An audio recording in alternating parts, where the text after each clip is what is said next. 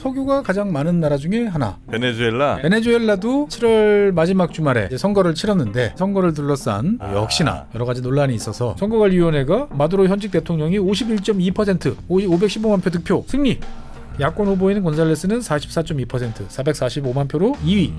이렇게 그냥 순식간에 발표를 해버린 거죠. 그런데 여론조사, 출구조사 이런 걸 다 털어보면 최소한 20%는 이겼거든요, 야권이. 그러니까 이제 야당은 실제로 표를 까서 본 73%의 투표소만 가지고 봐도 620만 대 270만이다. 아직까지 까지 않은 23%, 27%가 있는데 뭐 그거 비슷하다고 치면은 당연히 압승 아니냐. 그러네. 이거는 저 선거 결과를 당연히 받아들일 수가 없을 것 같은데. 그렇죠, 야당이. 없죠. 이제 국민들은 네. 이제 들고 일어나가지고 그런 이제 시위를 벌이는 모습들이 이제 보이고 있습니다.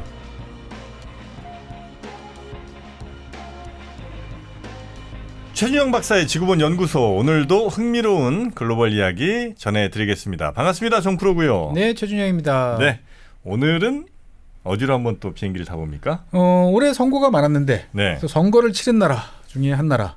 선거 많이 치렀죠. 예, 그다음에 여러분들이 좋아하시고 특히 남성분들이 더 좋아하실 것 같은 나라. 남성들이? 예, 어디예요? 세계에서 석유가 가장 많은 나라 중에 하나.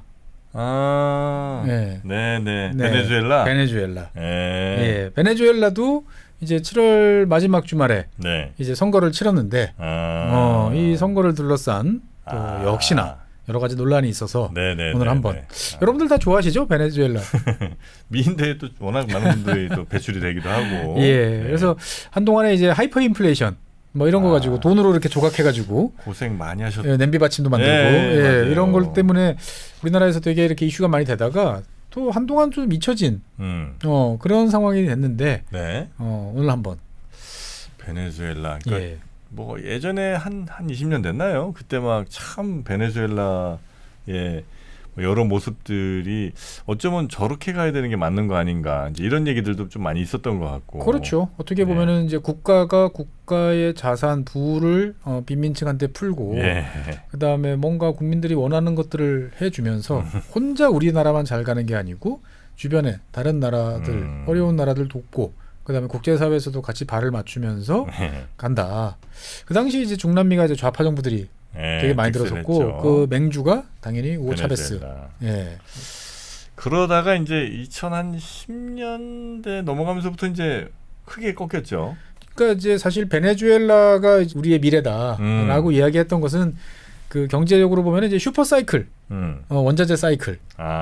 예, 2005, 6년, 7년까지 네, 이어지던 네, 네. 그 상황 때였죠. 근데 그 다음에 이제 전 세계적인 불황이 찾아오면서 이제 꼬꾸라졌는데, 그리고 그 꼬꾸라지는 거와 더불어서 이제 우고 차베스 대통령이 이제 2013년 이제 사망을 이제 했죠. 예, 그래서 현재 이 베네수엘라 대통령은 뭐 여러 가지 논란이 있습니다만, 예, 후계자로 지명했던 마두로. 예, 여기 가운데 계신 요 분이죠. 마두로. 우리가 근데 원래 전에 뭐 대선 치르면서 서로 대통령이 2명 되는 상황 막 나타나고 그렇죠. 그래서 뭐 미국이 이제 이쪽을 다른 쪽을 해주고 저쪽 했는데 뭐 현실적으로 어떻게 보면은 이제 그 중요한 것은 베네수엘라 국내에서 누가 파워를 가지고 있느냐의 싸움이었는데 거기서 이제 밀린 거죠. 네. 그래서 어떻든 간에 이제 2013년부터 해가지고 지금 대통령을 2번을 했고요. 마두로가? 예, 마두로가 벌써 2번째 예, 했어요. 2번을 했고 이번이 이번이 세 번째입니다. 그러니까 이제 거기는 6년이죠. 그러니까 이제 차베스가 사망하기 전에 마두로를 이제 지명을 했었고, 예. 그래서 현재 이번에 3선에 이제 도전하는 겁니다. 그러니까 어느 나라든 재선까지는 그냥 넘어가 주는데 네, 3선에 대해서는 여러 가지 이제 이슈들이 이제 있고요. 사실 뭐 베네수엘라 상황은 뭐 간단하게 정리를 해보면 현재 한 800만 명 정도의 베네수엘라 국민들이 해외로 이제 떠돌고 있는 뭐 주변에 콜롬비아라든지 심지어 이제 미국 주변에서도 너무 먹고 살기 힘드니까 많이 이제 올라온 상황이고 네. 선거를 하면 이제 상대가 있어야겠죠. 네. 그래서 상대는 에드문드 곤살레스라고 하는 전직 외교관. 요 분 중에서 요 남성분, 요 왼쪽, 예, 여기 있는 요 분이 이제 야권 연합의 대표로 출마를 했습니다. 네. 그러면 이 오른쪽에 오히려 자기가 주인공 같은 이분이 좀 주인공 같죠, 왠지? 뭐 부통령 후보요? 이분은 이제 마리아 코치나 마차도인데 네. 이분이 원래는 제일 유력한 야권 후보였어요. 예, 그러니까 이제 범야권 지도자. 네. 그러니까 당연히 나가는 게 맞는데 이게 이제 약간 이란식 선거제도가 있어요. 이란식? 그러니까 이제 선거 뭐 재산 공개 뭐 이런 걸 다 해야 되는데 야 너 왜 숨겨놓은 거 있어? 뭐 이런 이슈로 해가지고 넌 출마 금지. 그렇게 걸려버린 거예요. 그러니까 이제 그 사실 여부를 떠나서 일단은 뭐 그거를 법원에 들고 가든 뭐 어쨌든 간에 빨리 해소가 안 되니까 네네. 그래서 이제 그런 걸로 시간을 벌리지 말고 대안 후보를 찾자라고 그래가지고 이제 전직 외교관이었던 곤살레스를 이제 대통령 후보로 네. 이제 내보내게 됐던 거죠. 그러니까 참 베네수엘라 같은 경우는 생각해 보면 좀 딱하죠. 특히 저 같은 경우는 이제 2011년에 한번 갔다 와서 더 그런 느낌이 드는 거예요. 네. 2011년이면 이제 좋았던 시절 지나고 끝물. 뭐 그렇게 그렇죠. 아직까지 우리나라 대기업들 그다음에 뭐 석유공사라든지 이런 업체들은 아직까지 남아서 어떻게든 기회를 잡아보려고 노력하던 이제 이런 상황이었는데 2013년부터 2021년까지 한 8년 사이에 GDP의 한 4분의 3이 날아갔죠. 그러니까 이게 4분의 1이 날아간 것도 아니고 한 4분의 3이 날아간 거죠. 약간 주른 정도가 아니고 예, 날라갔어요. 예, 말 그대로 이제 폭망을 예. 원래 폭망을 이렇게 하면은 한두 해 하다가 또 V자로 그리면서 상당 부분 올라와서 또 뜨게 되는데 8년째 계속 내려갔던 거죠.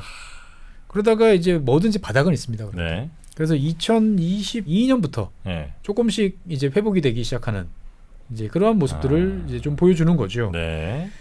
근데 뭐 자관 그 사이에 어떻든 간에 하이퍼 인플레이션, 그다음에 사실 베네수엘라 같은 경우는 전체 발전의 한 70% 이상을 수력 발전이 합니다. 예, 물도 많은 나라인데 이게 또 가뭄이 들었어요. 아 그래요. 네, 그러다 보니까 대규모 정전 사태도 많이 겪었고. 아이고.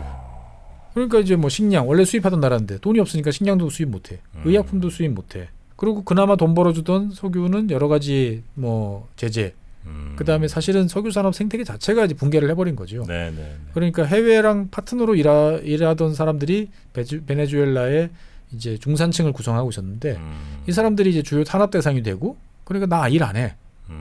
그럼 나 석유쟁이니까 해외 어디든 석유 나는 나라면 다 갈 수 있지. 네. 다 해로 가버린 거예요. 그러니까 이제 어떻게 보면은 상당히 지금 안 좋은 상황이고 앞서 말씀드린 것처럼 전체 국민들의 한 거의 한 25% 30% 정도의 국민들이 지금 해외로 탈출한 이제 이런 상태다. 그리고 이제 국가적으로 봤을 때는 뭐 중국이라든지 러시아라든지 이런 나라에서 빌려 쓴 돈만 해도 한 1,500억 달러. 예. 아니 여기는 원래 이제 석유가 뭐 질이 좀 뭐 다르다고는 합니다만 여튼 굉장히 풍부한 나라잖아요. 그렇죠. 세계 최고의 네. 석유 매장량. 그리고 예전에 막 무슨 다큐 같은 거 보면 뭐 리터당 막 50원에 팔고 뭐 이렇게 했었던 나라 저 나라잖아요. 그렇죠. 예. 근데 지금은 그것도 잘 안 되죠, 당연히. 그렇습니다. 그러니까 이 나라 같은 경우는 지금 이제 그 석유는 주로 해외 수출해서 돈을 벌거나 국내 자동차에 넣어서 이렇게 굴러가는 차들을 네. 굴리는 수단이고 일반 국민들한테 이제 관련이 있는 건 가스입니다.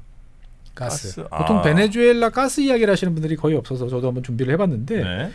베네수엘라 가스 매장량은 네. 전 세계 8위입니다. 아, 가스도 이렇게 많아요? 세계 1위 석유, 세계 8위 가스. 야, 진짜 자원부국이네. 자원부국이죠. 그리고 더 중요한 점은 뭐냐? 이 어마어마한 양의 가스는 현재까지 거의 개발이 안 돼 있어요. 아, 그래요? 예. 와, 진짜 부럽다. 그러니까 땅만 파면 되는데 네. 그 땅을 못 파가지고 아유.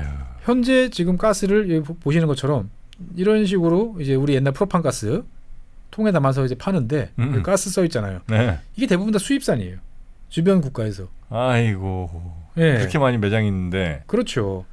근데 이제 이 가스가 이제 부족하다 보니까 국민들이 지금 이런 식으로 장작돼 가지고 밥을 해 먹는 이런 일이 이제 벌어지는 이제 이런 상황이에요. 장작을 때 저 나라에서. 예. 와, 정말. 그러니까 이게 더 웃기는 이야기는 뭐냐? 제가 그 예전에 이란 석유 때도 잠깐 말씀을 드렸는데 네. 이 나라 같은 경우는 석유 생산 과정에서 나오는 가스, 예, 같이 나오는 이제 부생가스 있잖아요. 잘 담으면 되잖아요. 이것만 담으면 되는데 네. 이게 담는 것도 압축기 기술이... 분리하는 기술, 장비 아이고. 이런 게 필요해요. 그런 게 없으니까 러시아 스타일로 다 태워버립니다. 그래가지고 지금 그 유정에서 그냥 태워버리는 가스가 전체 베네수엘라 국민들이 수입하는 가스량보다 훨씬 많아요. 아니 그러니까 뭐 외국 자본 쫓아내고 그거 국민들한테 이익 돌려주겠다고 해놓고 지금 외국 자본이 들어와서 그런 거 다 활용해갖고 뭔가 부를 창출했을 거 아니에요. 그렇죠. 뭐 너희들이 이제 30% 갖고 가고, 네. 우리 하고 그러면 최소한 국민들한테는 뭐 거의 공짜다시피 하게 나눌 수 있는 거죠 보면은. 그럼 최소한 불은 팍팍 떼고 살 수 있는 건.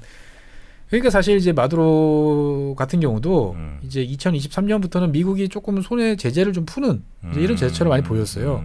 그래서 그 틈을 타서 석유는 여러 가지로 자꾸 이제 곤란한 상황이니까 네. 내수용으로 쓸 수 있는 이 가스를 이제 개발하기 위해서 해외 기업에 여러 가지 공을 좀 들였습니다. 그런데 문제는 대부분의 에너지 기업들이 다 베네수엘라에 좀 물린 게 있어요. 아 그래요. 돈 내놔. 아 일단 우리 할 수는 있는데 니네 일단 원금부터 주고 이자는 뭐 다시 뭐 이야기 해보자. 우리가 뭐 한두 번 속냐? 그렇죠. 네. 그 다음에 이제 뭔가 본격적으로 진행이 됐는데 자꾸 이제 뒤통수가 따가운 거죠. 미국이 눈 부릅뜨고 지켜보는 거죠. 뭐라고 액션은 안 취하는데 나 너 보고 있어 라는 시그널을 보내니까 이 가스 업체들 입장에서 봤을 때는 시원하게 못 가는구나. 이게 뭐 굳이 가봐야 라는 생각이 드는 거죠. 그래도 올해 2월부터는 그래도 이제 그 아주 조그만 업체들 아니고 좀 메이저급의 준 메이저죠. 뭐 이탈리아의 에니 같은 이제 석유 메이저 기업 같은 경우가 너희들 나라에서 나는 것들을 공사나 뭐 이런 채굴 이런 거는 하는 건 내가 눈치가 보이고 대신 너희들이 필요한 거는 원유가 필요한 게 아니고 여기는 필요한 게 휘발유, 네. 디젤 이런 게 필요하잖아요. 이런 거랑 물물교환으로 니네들 원유랑 우리가 이제 확보한 이 정제유랑 미국 눈치 보면서 괜찮죠? 그랬더니 마무만 안 하는 거죠. 이런 식으로 하면서 조금씩 이제 상황을 개선하고 있는데 이제 언발의 오줌 누기다라고 이제 볼 수가 있는 거죠. 보면은. 근데 이 상황에서 이제 대선을 치렀어요? 네, 지난 7월 28일 날 네. 이제 치렀습니다. 그래서 우리로 따지면 이제 당연히 선거는 선거관리위원회. 그래서 이제 이 베네수엘라는 국가선거관리위원회. 보통 영어로 이제 CNE라는 이 알파벳으로 표시를 하는데 네. 여기가 이제 투표를 이제 주관을 합니다. 그리고 여기는 이제 투표 방식이 뭐냐면 예전에 인도 혹시 기억나세요? 인도. 제가 소장님이랑 했었나? 약간 여기는 전자식 투표예요. 인도는. 전국이? 예, 터치 스크린입니다. 여기 그래서 1번 버튼, 2번 버튼, 3번 버튼 해서 사람들이 이렇게 쭉 있어요. 그래서 꾹 누르면 화면에 이 사람의 정말 투표를 하시겠습니까? 라고 누르는 거고 다시 한번 띵 누르면 투표기에 포함되어 있는 네. 그 메모리 여기에 저장이 되는 건데 혹시나 위 변조 가능성이 있으니까 종이가 떨어집니다. 이렇게 1번 딱 찍은 게 이렇게 밑에 이제 투명 박스가 있어요. 그래서 내가 버튼을 딱 누르면 거기에 이제 밑으로 이렇게 똑 떨어지는 게 보여요.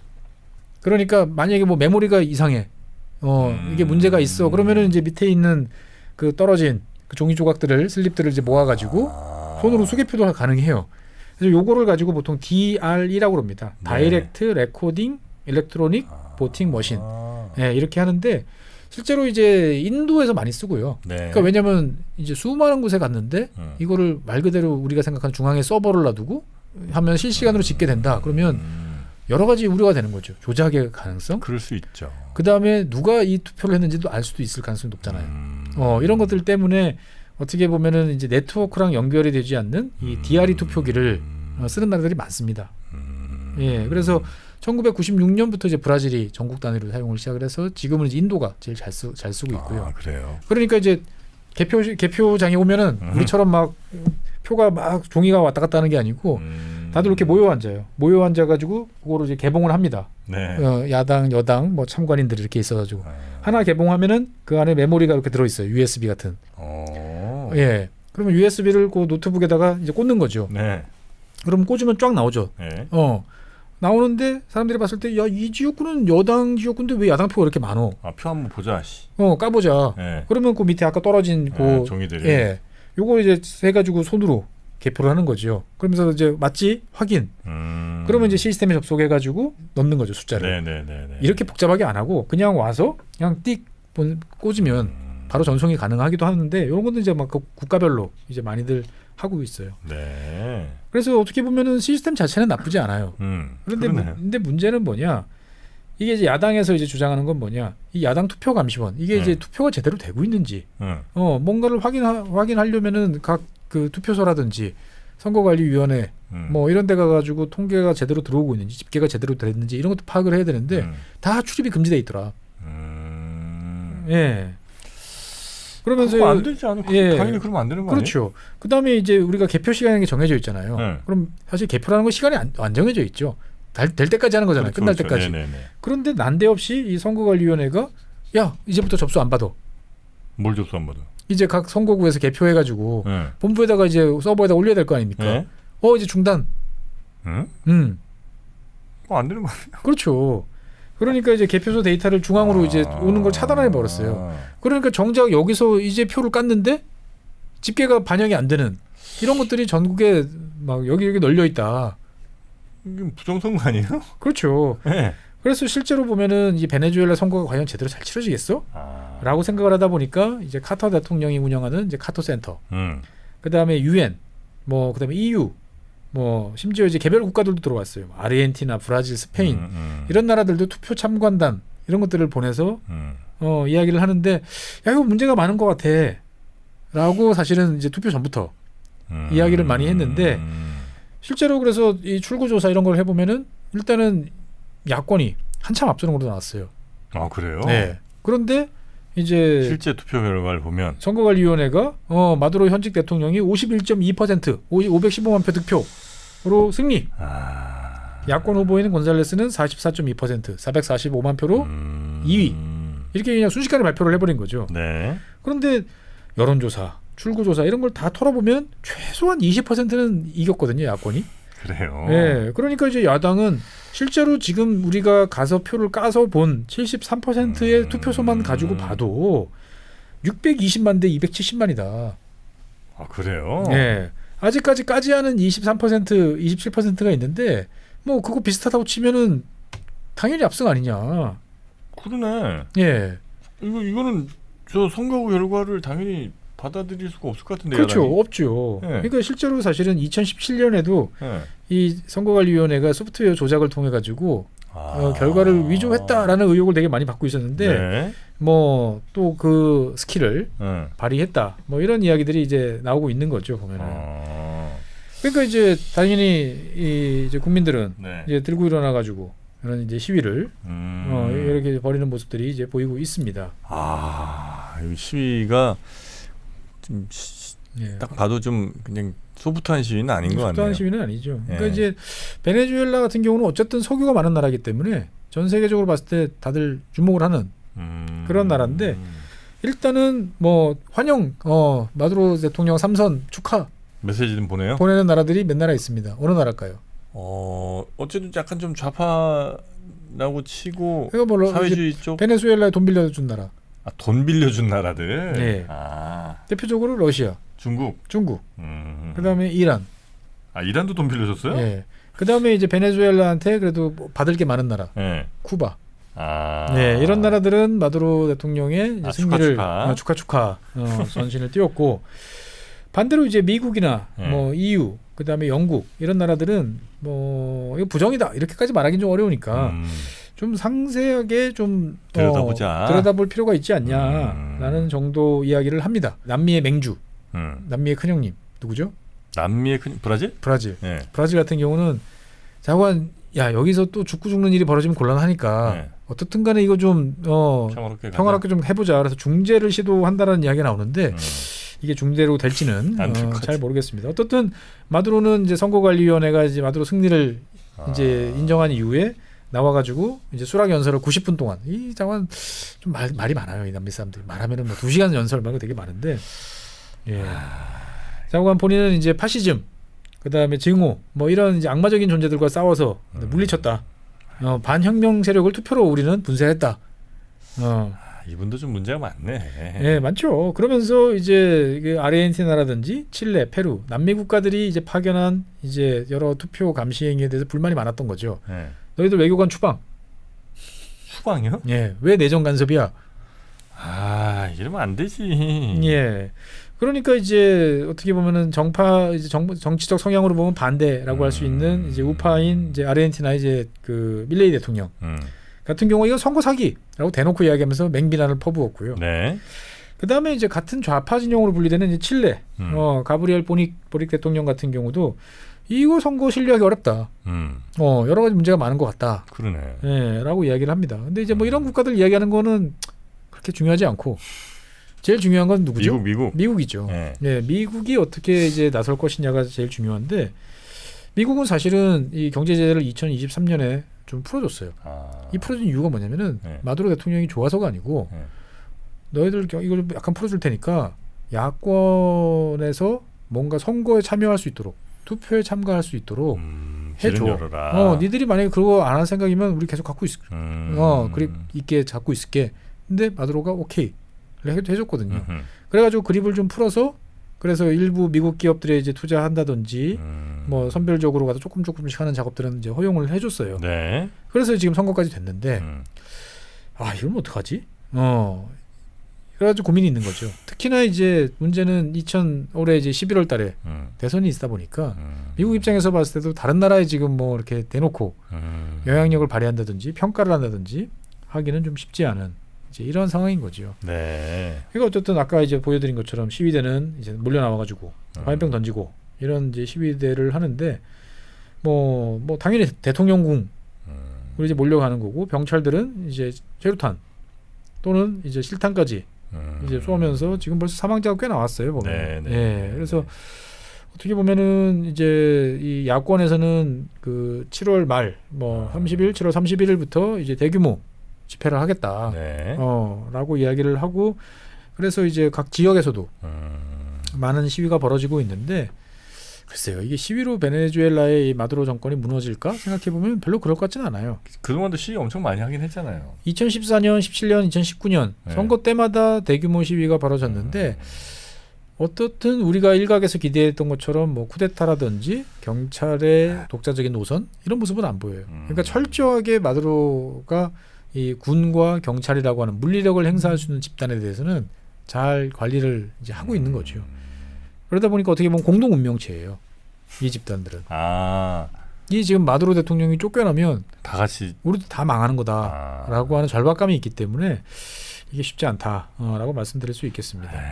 아니 뭐 다른 건 몰라도 하여튼 베네수엘라에 살던 많은 국민들이 거의 뭐 약간 좀 과한 편입니다만 하여튼 그 집골로 지금 막 옆 나라들로 막 가고 이런 그지가 됐어요. 그러니까 그런 거는 사실 뭐 어떤 정부를 뭐 세우느냐에 따라서도 이건 안 되는 일이잖아요. 그렇죠. 네. 그러니까 국제사회가 여러 가지 이야기를 해봤으나 네, 안 들어요. 솔직한 얘기로 저기에 뭐 군대를 보낼 수는 또 없는 거잖아요. 네, 그러다 보니까 이제 쉽지 않고 그리고 벌써 이제 이런 뭐 말싸움, 다툼, 뭐 국제적인 어떤 여러 이슈 된 게 벌써 한 20년째 되다 보니까 뭐 안 봐도 결론은 뻔합니다. 뭐 한 달 정도 대규모 시위가 계속 이어나겠으나 결국은 이제 물리력을 동원한 베네수엘라 뭐 군 그다음에 경찰 이쪽이 진압을 할 것이고 국제사회는 맹비난을 이제 퍼붓겠으나 베네수엘라도 아까 앞에서 말씀드린 것처럼 믿는 구석이 있는 거죠.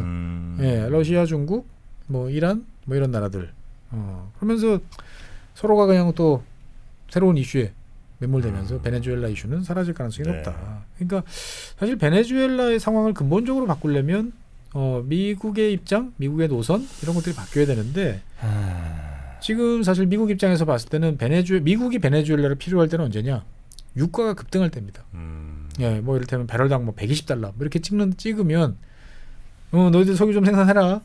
좀 낮춰볼래? 라고 할 텐데 지금은 그런 상황도 아주 안정적으로 그냥 배럴당 80달러 정도를 계속 유지하잖아요. 네. 그러니까 뭐 굳이 지금 그렇다고 베네수엘라와 뭐 이 마두로와 내가 이야기를 하겠소라는 게 대통령 후보들 입장에서 봤을 때 표를 넣는 것도 전혀 아니고 오히려 완전히 꽁꽁 봉쇄하겠소 이게 차라리 날 수도 있는 이제 상황이다 보니까 베네수엘라 입장에서 베네수엘라 국민들 입장에서 봤을 때는 참 갑갑한 상황이 계속 이어진다. 땅 파면 가스 나오고 땅 파면 석유 나오는 나라가 다 수입한다. 이게 참 보면 너무 진짜 한심하네. 그렇죠. 그래놓고 뭐 고위 이 공직자 이런 사람들도 엄청 잘 살 거 아니에요. 뭐 일반 그렇죠. 사람들은 상상도 못할 수준의 또 호화 사치하고. 그러니까 뭐 고위 공직자 아니더라도 돈 많으신 분들은 참 잘 살더라고요. 여기 예, 아마 그분들은 다 떠나셨을 거예요. 제가 2011년에 갔을 때 여기 계신 분들은 뭐 이중국적 많으시겠어요 했더니 여긴 다중국적이 허용이 돼가지고 안전판 돈이 많으신 분들은 3중 4중이래요. 예, 그럼 뭘 해요? 그러면 일단 뭐 베네수엘라 그다음에 스페인 국적은 대부분 중산층 이상은 많이 가지고 있고 말도 통하고. 그다음에 이탈리아. 필요하면은 이제 뭐 중미나 이런 쪽에 다른 나라 하나 정도. 그래서 제가 제일 놀란 게 2011년에 그때 갔을 때 잘 사는 동네, 상류층이 좀 사는 동네인데 그 동네 가운데 잔디밭이 쫙 있는 거예요. 그래서 뭐 미니 골프장인가 하고 봤더니 잔디 비행장. 비행장에. 비행장에 잔디를 키워요? 예. 왜? 쿠션? 그냥 뭐 보기 좋으라고. 먼지 나지 말라고. 아, 예. 그리고 그 비행기를 타고 네. 카리브해에 있는 자기들 별장으로 별장 가고. 놀러 갔다 와요. 그냥. 근데 저쪽 그 밑에 그 저지대 사는 이쪽에 가보면 아이고. 정말 야 우리 옛날 달동네는 정말 양반이다. 아, 그러니까 우리 달동네는 그래도 옛날 텔레비전도 있었고 예. 뭐 어떤 집에 가면은 그래도 이제 짤순이 탈수이라도 있는 집도 종종 있었고 아무것도 없어요. 이 동네가 보면 아무것도 없어요. 빈층이 그렇게 네. 되는 거죠. 네, 정말 야, 이렇게 차이 나나? 근데 그나마도 많이 좋아진 거래요. 이제는 그 빈민 그 2011년에 일단은 그때는 상황이 그렇게 아주 나쁜 아프진 건 않았어요. 최악은 좀 아니었죠. 최악은 아니었죠. 그쵸. 이제 골목에 다 이제 보안등, 가로등 이런 것들이 좀 아. 달려졌고 어떻든 이제 보건소도 만들어지고 뭐 하던 이제 대신 이제 의사는 없고 네, 뭐 하던 네. 상황이었는데 참 보면 이 낙천적인 어떻게 보면 세상에 가장 행복할 수 있는 사람이 베네수엘라 사람들이거든요. 예. 그러니까 이 나라는 베네수엘라 같은 경우는 흔히 말하는 성매매가 없어요. 왜요? 그걸 굳이 돈 주고 해? 아니, 왠지 그러니까 그냥 뭐 서로 뭐 좋으면 굉장히 오픈 마인드. 오픈 마인드예요. 그리고 언제나 낙천적이고 긍정적이고 어려워도 아유 내일이면 좋아질 거야라는 이런 마인드가 되게 많은 사람들인데 예, 이 참 행복할 수 있는 나라가 이러면 참 마음이 안 좋죠. 자원들이 이렇게 풍부하고. 아유. 그러다 보니까 이 지구본 연구소 보시는 분들이 제일 좋아하시는 나라, 관심을 많이 가져준 나라가 아르헨티나 그리고 그 다음이 베네수엘라 뭐 이런 나라들인 것 같아요. 네네네. 자, 하여튼 지금 이제 베네수엘라의 대선 결과가 나와서 뭐 그거 좀 전해드렸는데 지금 야당 이야기를 들어보면 상당히 선거에는 문제가 좀 많이 있었던 것 같긴 하고요. 그렇죠. 그러나 그걸 다시 되돌릴 마땅한 방법이 없는 것 같다. 모르겠습니다. 정말로 이제 피플 파워로 네. 민중의 힘으로 이 정도는 뭐 전 국민 다 일어나야 뭐 그나마 가능할까. 이제 철저하게 마두로가 이제 편가르기를 해놓은 거예요. 그렇죠. 예, 자기 편. 여기는 네. 배급도 더 주고, 네. 뭔가 특혜를 더 주고, 다 누가 이 현 정권 지지자고 현 정권에서 특혜를 받는지 다 알거든요. 그러면 이 특혜를 받은 사람들 입장에서 봤을 때는 마두로가 물러나면 마두로 개인은 도망가든지 뭘 할 수 있으나 나는 끝장인 거예요. 잘못하면 죽을지도 몰라요. 목숨 걸고 지켜야 되는구나. 네, 목숨 걸고 지켜야 되는 거예요. 아휴. 예, 지금 이런 쪽으로 지금 이제 변한 베네수엘라 사회가 참 안타깝다라는 네. 말씀드리고 싶습니다. 에휴, 하여튼 베네수엘라 오늘 전해드렸고요.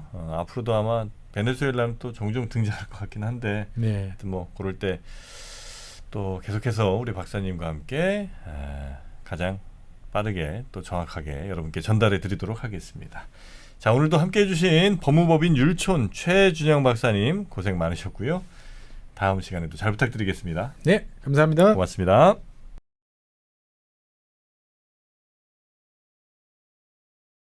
왜냐면은 베네수엘라도 되게 큰 나라예요. 그리고 수도인 카라카스 같은 경우도 아주 대도시거든요. 이걸 점령을 하고 뭘 한다라고 생각하면 대규모 병력이 투입이 돼야 될 것 같은데 그럴 움직임은 없단 말이에요. 물론 뭐 특수부대 보내가지고 대통령만 이렇게 핀포인트로 이렇게 잡아오면 되는데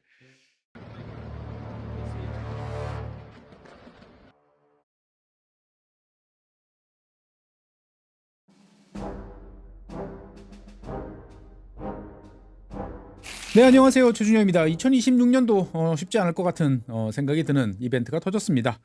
베네수엘라의 마두로 대통령이 이제 체포돼서 미국으로 압송이 되는 그런 일이 벌어졌죠. 제가 예전에 한번 핀포인트로 대통령만 이렇게 싹 잡아가면 어떨까라는 생각을 했는데 정말 그 일이 벌어졌습니다. 트럼프 대통령이 이제 미국 시간으로 지난 토요일 날 기자회견을 했었죠. 그래서 앱솔루트 리졸브라는 작전명으로 베네수엘라의 마두로 대통령을 체포하는 그러한 작전이 성공적으로 진행됐다라는 이야기를 자랑 삼아서 이야기를 했습니다. 어떻게 보면 이제 푸틴 대통령이 하고 싶었던 특수 군사 작전을 이제 미국이 봐라 이 자식들아 이렇게 하는 거야라고 이제 보여주는 셈이 아닐까 싶습니다. 뭐 뉴스를 보신 분들은 잘 아시겠습니다만 이제 카라카스 베네수엘라의 수도인 이제 카라카스에 이제 미 델타 포스를 비롯한 미국 특수부대들이 침투를 해가지고 대통령을 체포해서 미국으로 압송하는 그런 일을 정광석화처럼 버렸습니다. 실제로 이제 지도에서 보시는 것처럼 이제 몇 곳에서 공격이 이제 이루어졌지만 뭐 대대적인 공습이라기보다는 이제 주로 관심을 외부에 돌리고 그다음에 특수부대 활동을 방해할 수 있는 대공 무기라든지 이런 것들을 파괴하는 정도에 그쳤다라고 볼 수가 있겠습니다. 그래서 화면에 보시는 것처럼 이제 다수의 그 헬기들이 동원이 됐죠. 그래서 특수전 헬기 MH60이라든지 MH47 같은 이제 이런 특수 헬기를 운영하는 그 특수전 헬기를 운영하는 이제 160 특수작전 항공연대가 아마 동원이 돼가지고 델타포스를 이제 지원을 했던 것 같습니다. 그래서 몇 곳에 이런 식으로 타격을 이제 입었고요. 실제로 이제 마두로 대통령 같은 경우에는 이렇게 체포돼서 미국으로 압송이 되는 모습까지 연출이 되었습니다. 그래서 왼쪽 사진, 화면에서 왼쪽 사진은 트루스 소셜에 이제 올라온 모습이죠. 아마 인쇄된 사진을 트럼프 대통령이 촬영을 해가지고 다시 올렸나 싶은 약간 종이에 인쇄한 그런 느낌인데 아마 이제 체포된 직후에 상륙함 이오지마로 이제 가는 그 와중에서 헬기 안에서 이제 촬영이 된 사진이다라는 생각이 들고요. 오른쪽 사진 같은 경우에는 비교적 분위기가 좀 달라졌죠. 미국으로 압송되는 그러한 이제 비행기 안에서 촬영이 되지 않았을까 생각이 듭니다. 어쨌든 마두로 대통령은 현재 이제 미국에 지금 도착을 해가지고 아마 월요일쯤 이제 재판정에 서지 않을까라는 어떻게 보면 정말 정광석화 같은 그러한 일정으로 진행이 되고 있습니다. 마두로 대통령 같은 경우에는 뭐 방송이라든지 뉴스를 통해서 많이 보셨겠습니다만 많은 이제 국제기구 그리고 이제 뭐 선진국 서방 국가들로부터 많은 비난을 사왔죠. 차베스 대통령이 사망한 이후에 이제 후계자로서 베네수엘라를 통치를 해왔습니다만 얼마 전에 치러졌던 선거, 2024년에 치러졌던 선거는 뭐 부정선거다라는 것은 전 세계적으로 다들 이제 공인된 사실이었고요. 그 다음에 당연히 나라를 다스리는 데 있어서도 이제 비민주적, 그 다음에 뭐 살인, 고문, 강간 정말 하면 안 되는 짓들을 마음대로 하면서 이제 국민들을 괴롭히고 자기의 통치를 이제 강화하는데 노력을 해온 인물로 잘 알려져 있습니다. 제가 방금 말씀드린 사실은 이제 단순한 서방이라기보다는 이제 UN 차원에서의 보고서에도 공식적으로 담겨 있는 이제 그러한 내용들입니다. 그리고 이제 뭐 국민들을 어떻게 보면은 일부러 내쫓다시피 했죠. 먹고 살기 힘들게 만들어가지고 800만 명 이상이 나라를 떠나가지고 콜롬비아를 비롯한 주변 뭐 중남미 국가, 미국 이런 곳으로 피난 가도록 이제 만들면서 지역 차원의 혼란을 유발한 이제 그러한 상황이기도 했었습니다. 어쨌든 이러한 마두로 대통령을 체포한다라는 생각은 사실은 이제 누구나 한 번씩 해볼 수 있는 그러한 상황이었습니다만 사실 적국 수도에 가서 대통령만 싹 데리고 온다? 이거 정말 쉽지 않은 일이죠. 그래서 우리가 이제 뭐 북한이나 이런 이야기를 할 때마다 뭐 참수 작전이다 뭐 이런 이야기를 했습니다만 사실 이렇게 그 간단하게 해치울 거다라고는 생각되지 뭐 못했던 것이 사실이죠. 물론 제가 간단하다라고 생각은 뭐 말씀을 드렸습니다만 이게 그렇게 간단한 과정은 아니었습니다. 그러니까 이제 델타포스 같은 경우에는 지난 한 8월 달 이전부터 그 마두로 대통령궁 그리고 대통령 관저와 관련돼 있는 여러 시설들을 동일하게 모형으로 제작을 해가지고 침투해서 체포하는 훈련을 반복을 해왔고요. 무엇보다도 이제 그 CIA가 7월이나 8월부터 이제 베네수엘라에 침투를 해가지고 본격적으로 정보를 획득을 한 것이 이번 작전 성공의 원동력으로 이제 꼽히고 있습니다.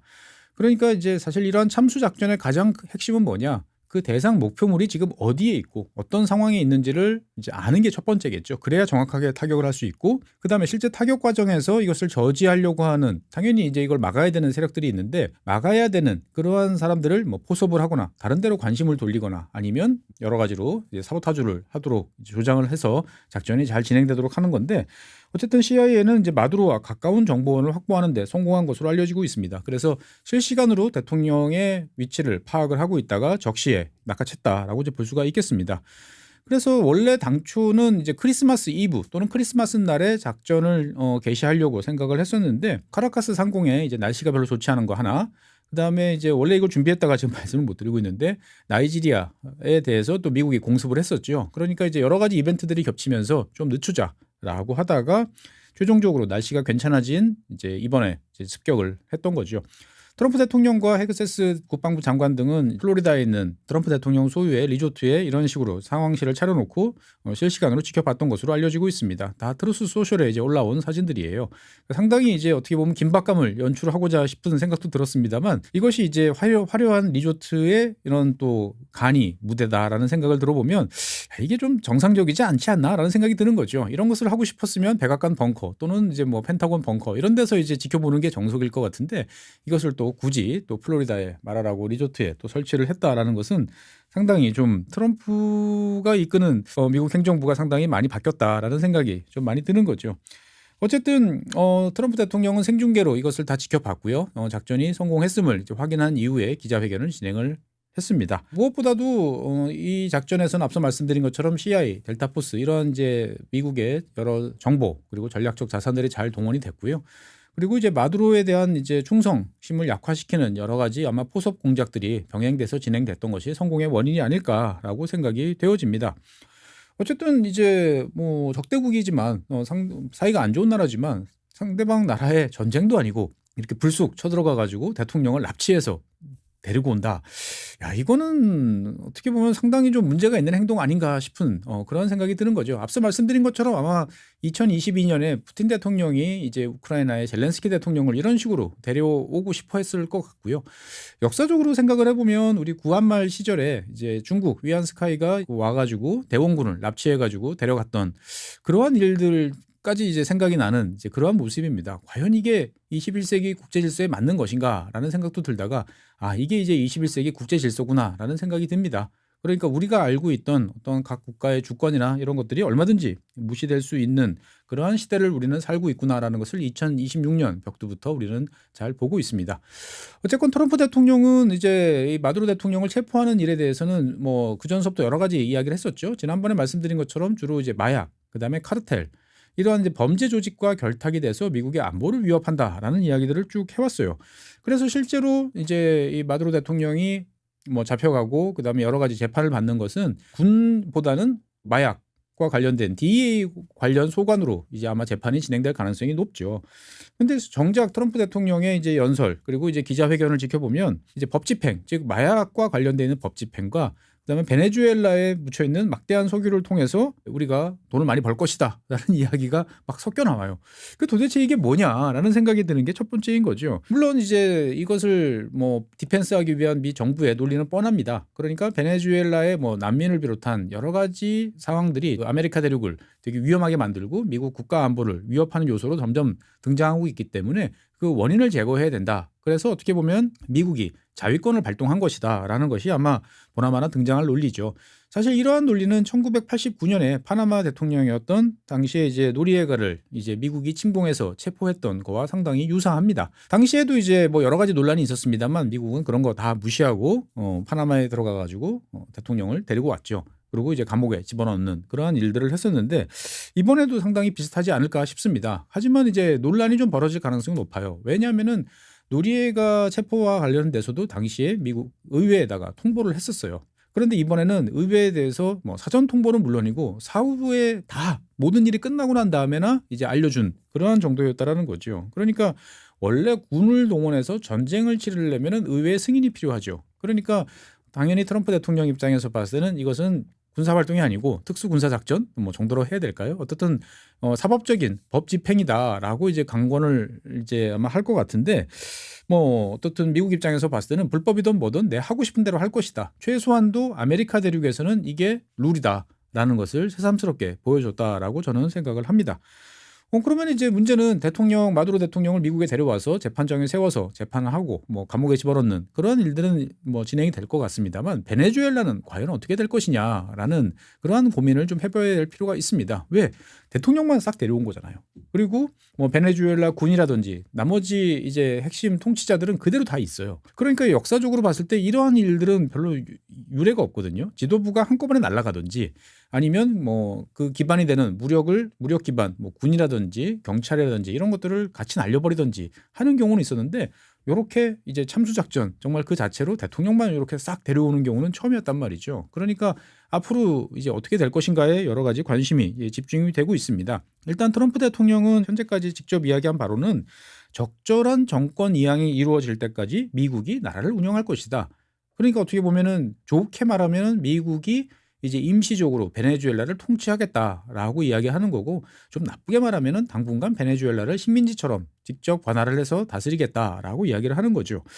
야, 이게 과연 가능할까라는 생각 그리고 미국이 이라크 그리고 아프가니스탄에서 그렇게 큰 혼란을 네이션 빌딩이라고 그러죠. 국가를 새롭게 만들겠다라고 하면서 어마어마한 희생과 비용을 치르고 사실은 이제 얻은 거 없이 물러났는데 이거를 다시 하겠다고라는 생각이 좀 듭니다만 어쨌든 트럼프 대통령 직접 표현에 따르면 무기한 주둔이라는 이야기가 나왔어요.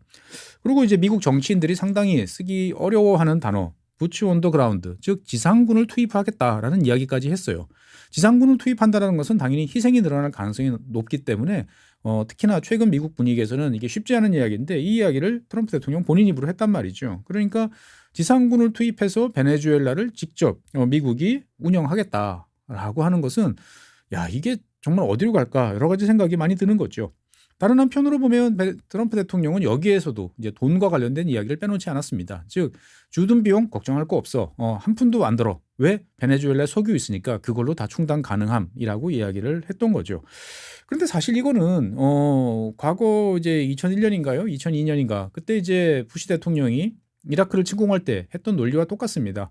우리가 침공을 해서 여러 가지로 비용이 많이 들리겠지만 이라크는 막대한 석유를 보유한 나라니까 그걸로 충분히 다 커버할 수 있어라고 이야기했습니다만 결국 미국 같은 경우는 2조 달러 이상의 비용을 지불을 했던 거죠. 그러니까 트럼프 대통령은 이제 미군을 투입해서 베네수엘라 나라를 제대로 운영할 것이고 미국은 많은 돈을 벌 것이다라고 이야기를 했습니다. 어떻게? 베네수엘라의 석유 자원을 운영을 해서. 그러니까 결국은 트럼프 대통령이 원하는 것은 베네수엘라의 석유 자원을 미국이 자유롭게 통제를 해서 미국이 돈을 벌어가겠다라는 이야기로 보이는 거죠.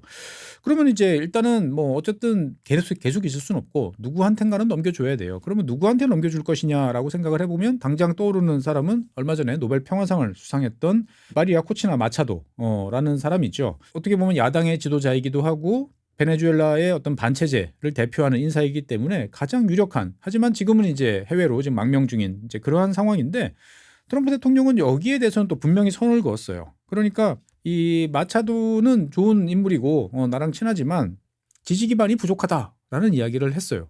그럼 도대체 어떡하자는 이야기냐라는 생각에 대해서 트럼프 대통령은 현재 마두로 대통령 이후에 이제 지금 베네수엘라의 임시 대통령으로 이제 역할을 하고 있는 로드리게스 부통령과 대화 중이다라고 이야기를 하고 있어요. 그러면서 베네수엘라 정부는 현재 미국에 협조적으로 나오고 있다라고 이야기를 하는 거죠. 그러니까 어떻게 보면 마두로 대통령의 납치가 어떻게 보면 약간 짜고 치는 고스톱 아닌가?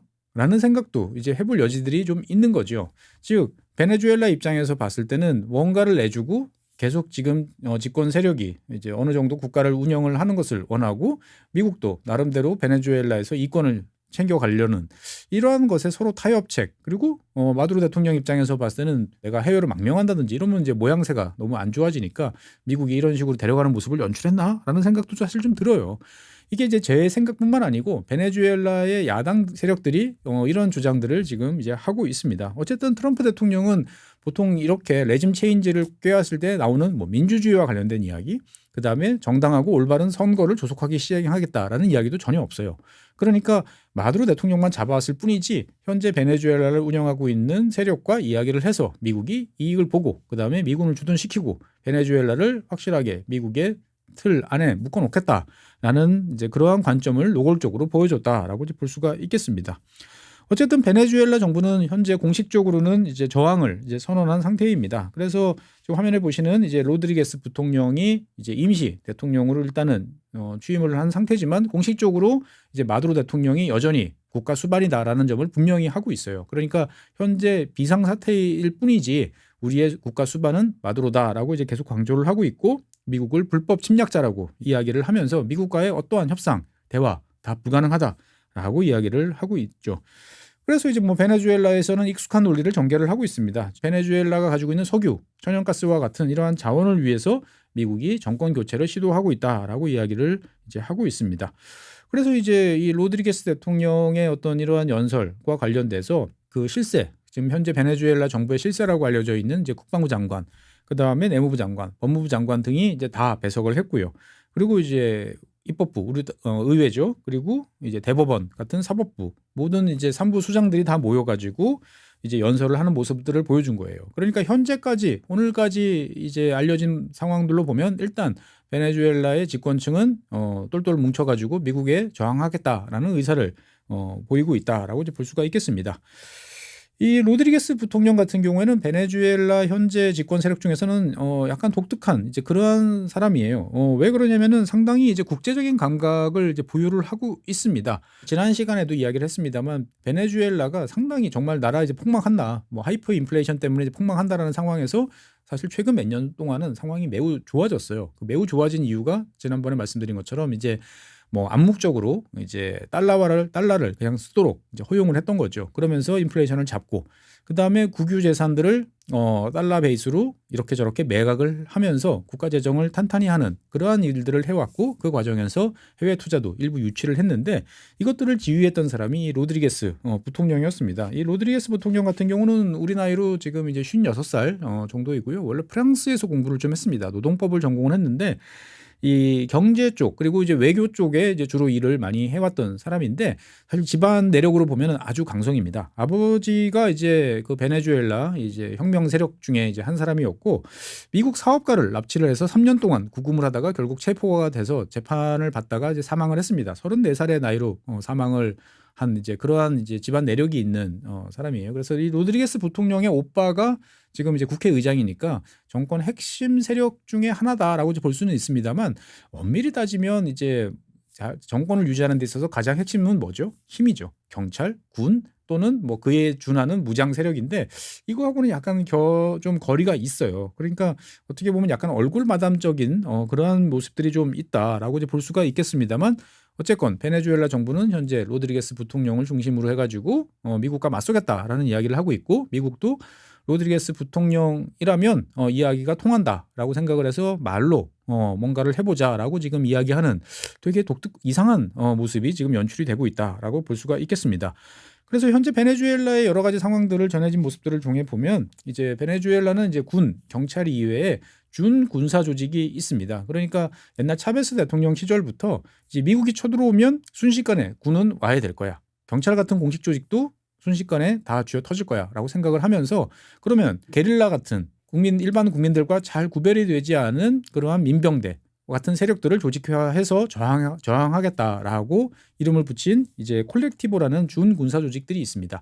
그래서 이 준 군사 조직들한테 이제 뭐 소총이라든지 이런 무기를 다 배분을 해놓은 상태인데 이 콜렉티브들이 이제 이 각 동네별로 우리로 따지면 각 동네별로 이제 있으면서 동네 치안을 담당하고 이제 반정부 인사들을 체포하거나 구금하거나 나서지 못하도록 이제 하는 일을 해왔는데 콜렉티보가 이제 주민 활동을 통제하고 있다라는 이야기들이 계속 이제 인터넷을 통해서 나오고 있습니다. 그러니까 주민들이 이제 무슨 일인가 궁금해서 마두로 대통령이 잡혀갔다는 이제 소식을 듣고 뭐 밖에 나와서 이제 뭐 시위를 하거나 이런 것들을 막기 위해서 아예 집에 나오지 말라라고 이제 하는 그런 이야기들을 이제 하고 있습니다.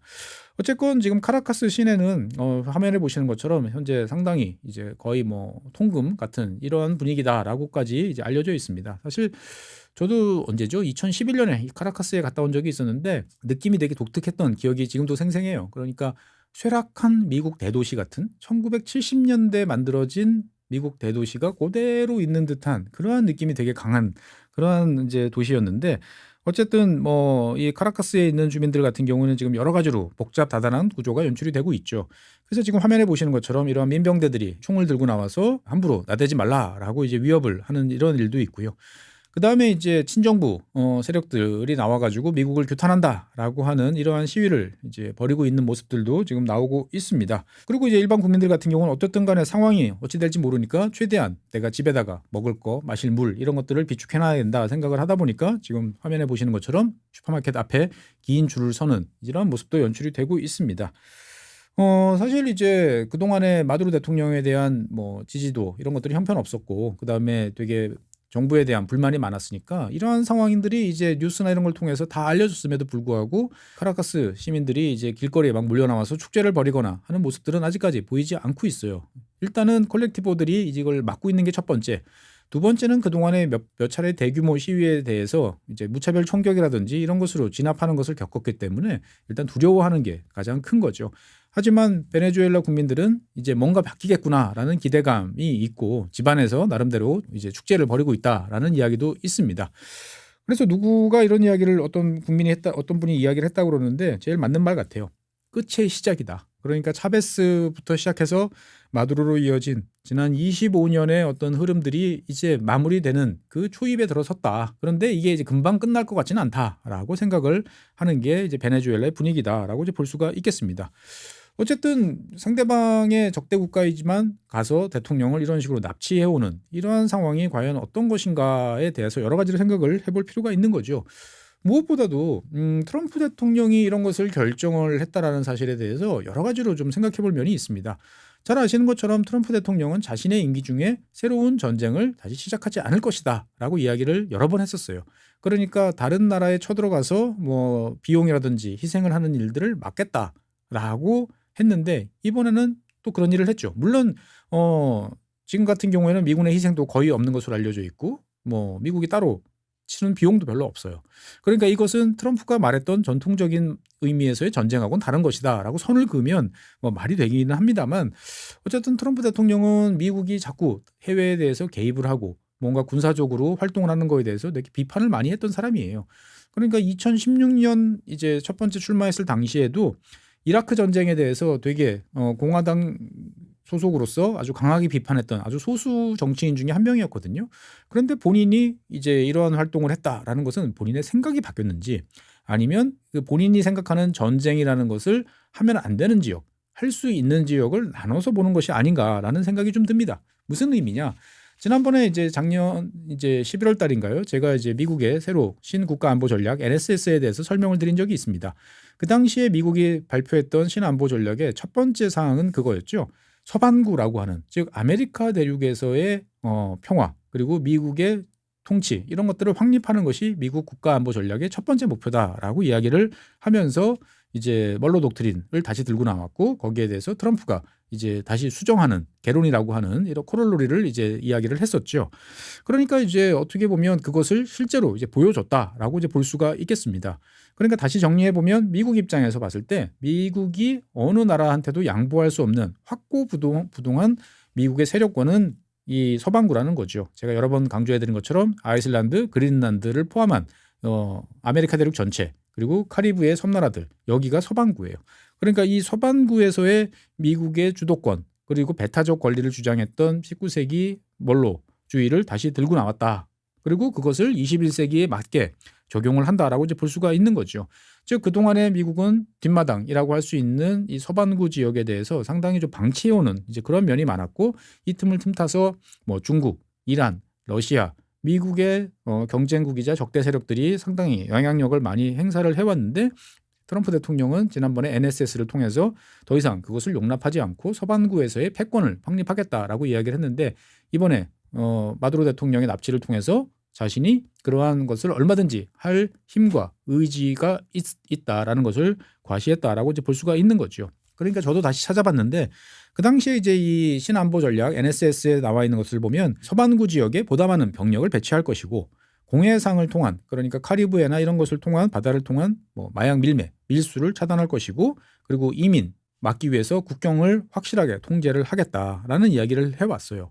그러니까 그런 것들을 내가 이제 차근차근 할 것이다라는 것을 보여주는 첫 번째 타겟이 이제 마두로 대통령이었고 그것을 납치를 통해서 보여줬다라고 볼 수가 있는 거죠. 좀 넓은 의미에서 찾아보다면 이제 베네수엘라는 그동안에 이제 미국의 여러 가지 경제 제재에 따라서 많은 이제 압박을 받아왔죠. 그런데도 여태까지 살아남았던 것은 중국으로부터의 여러 가지 지원을 많이 받았어요.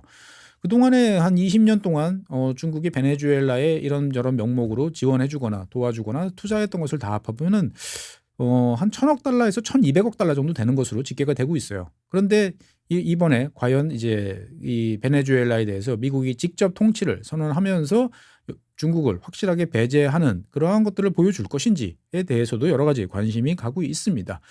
어떻게 미국이 트럼프 대통령이 말한 이제 직접 운영이라는 것을 어떤 식으로 할지에 대해서 좀 관심을 좀 가져볼 필요가 있는 거죠.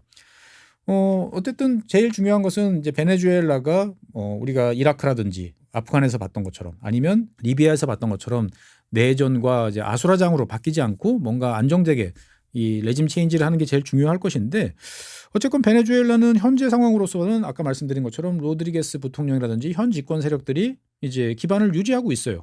그러니까 군대도 그대로 살아있고 경찰도 그대로 살아있고 뭐 기타 등등이 다 그대로 있단 말이죠.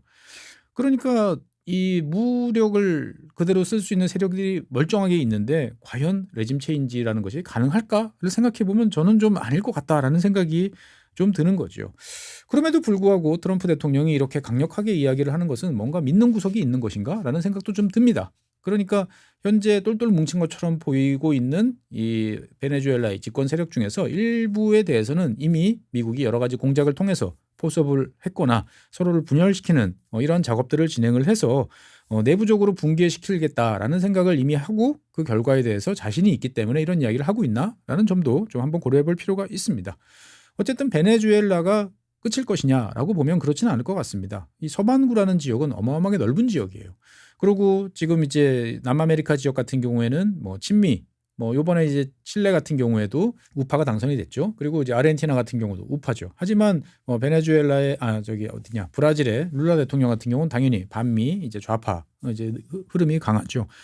그러니까 이제 트럼프 대통령 입장에서 봤을 때는 한 나라씩 손을 봐주겠다라고 나설 가능성도 높고, 그래서 기자회견 말미에 이제 멕시코 이야기를 했단 말이죠. 그래서 트럼프 대통령은 이제 멕시코가 마약 카르텔에 의해서 이제 장악돼 있다라고 이야기를 하고 있습니다. 하지만 이제 그렇다고 해서 뭐 대통령을 납치하거나 그런 건 아닌 것 같아요. 왜냐면은 나와 잘 이야기가 통하고 좋은 사람인데 지금 멕시코란 나라가 문제다라고 이야기를 하면서 뭔가 조치를 해야 되겠다라고 이야기를 했단 말이죠. 그러면 어떤 조치가 가능할까요? 그러니까 이제 트럼프 대통령이 맨날 이야기하는 마약 카르텔, 여기에 대해서 이제 멕시코의 손을 빌리지 않고 미국이 뭐 DEA가 투입되던 아니면 미군이 직접 투입되던 해서 잡아오거나 사살하거나 하는 그런 일들을 벌이지 않을까라는 생각도 좀 들어봅니다. 그러니까 이게 이제 끝이 아니고 시작이다라고 생각하면 정말 아메리카 대륙 서반구를 둘러싼 미국의 활동들이 어디까지로 가는지 알 수 없다라는 생각이 좀 드는 거죠. 이것을 보고 있는 중국이나 러시아 입장은 어떨까요? 어떻게 보면 미국이 저렇게 나오면 이제 우리도 가능하겠네라고 생각을 하지 않을까라는 생각도 좀 듭니다. 즉 자신의 영향권, 내 영향권이야라고 선언하고, 그리고 상대방으로부터 암묵적 동의를 받아낸 지역에 대해서는 힘을 동원해서 마음대로 하는 것이 가능하다라는 신호를 미국이 준 것이라고 이제 볼 수도 있는 거죠. 그러니까 가령 이제 중국이 이제 대만에 대해서 똑같은 행동을 한다라고 생각해 보면 미국이 여기에 대해서 안 돼라고 말하기도 상당히 어렵지 않을까라는 생각이 드는 거죠. 결국 시진핑 주석 입장에서 봤을 때 보면은 여러 가지로 고민이 점점 더 많아질 것 같다라는 생각도 드는 거죠. 그러니까 어떻게 보면 제가 여러 번 강조해 드렸습니다만 이제 미국이라는 나라는 자기의 세력권이라고 NSA에서 찍어놓은 그러한 지역에서의 활동을 위주로 하지, 이제 과거처럼 전 세계적인 뭐 평화, 그다음에 질서 유지에 대해서는 관심이 없어라는 이야기를 노골적으로 이제 했다, 몸으로 보여줬다라고 이제 볼 수가 있겠습니다. 그러니까 다음 타겟이 멕시코가 될지 아니면 그린란드에 미 해병대가 투입이 되는 모습을 볼지 우리는 좀 지켜봐야 될 것 같습니다만, 어떻든 간에 이제 전 세계에 대해서 강대국들이 각 세력권에 대해서 마음대로 하는 그러한 모습들을 우리는 볼 가능성이 매우 높아졌고, 대한민국은 이런 상황에서 과연 어떻게 해야 되나, 정말 새해 2026년부터 새해 초입부터 아주 커다란 숙제를 받아들었다라는 생각이 좀 듭니다. 어쨌든 베네수엘라는 그동안 지구본 연구소에서 여러 번 다뤄봤습니다만 다시 이번 기회를 통해서 여러분들께서도 한번 찾아서 보시면 배경 지식을 쌓는 데 도움이 되지 않을까 싶습니다. 네, 오늘은 베네수엘라 마두로 대통령을 체포해서 미국으로 구금해간 그러한 이야기를 다뤄봤습니다. 새로운 소식이 전해지는 대로 다시 한번 정리해서 여러분들 찾아뵙도록 하겠습니다. 네, 감사합니다.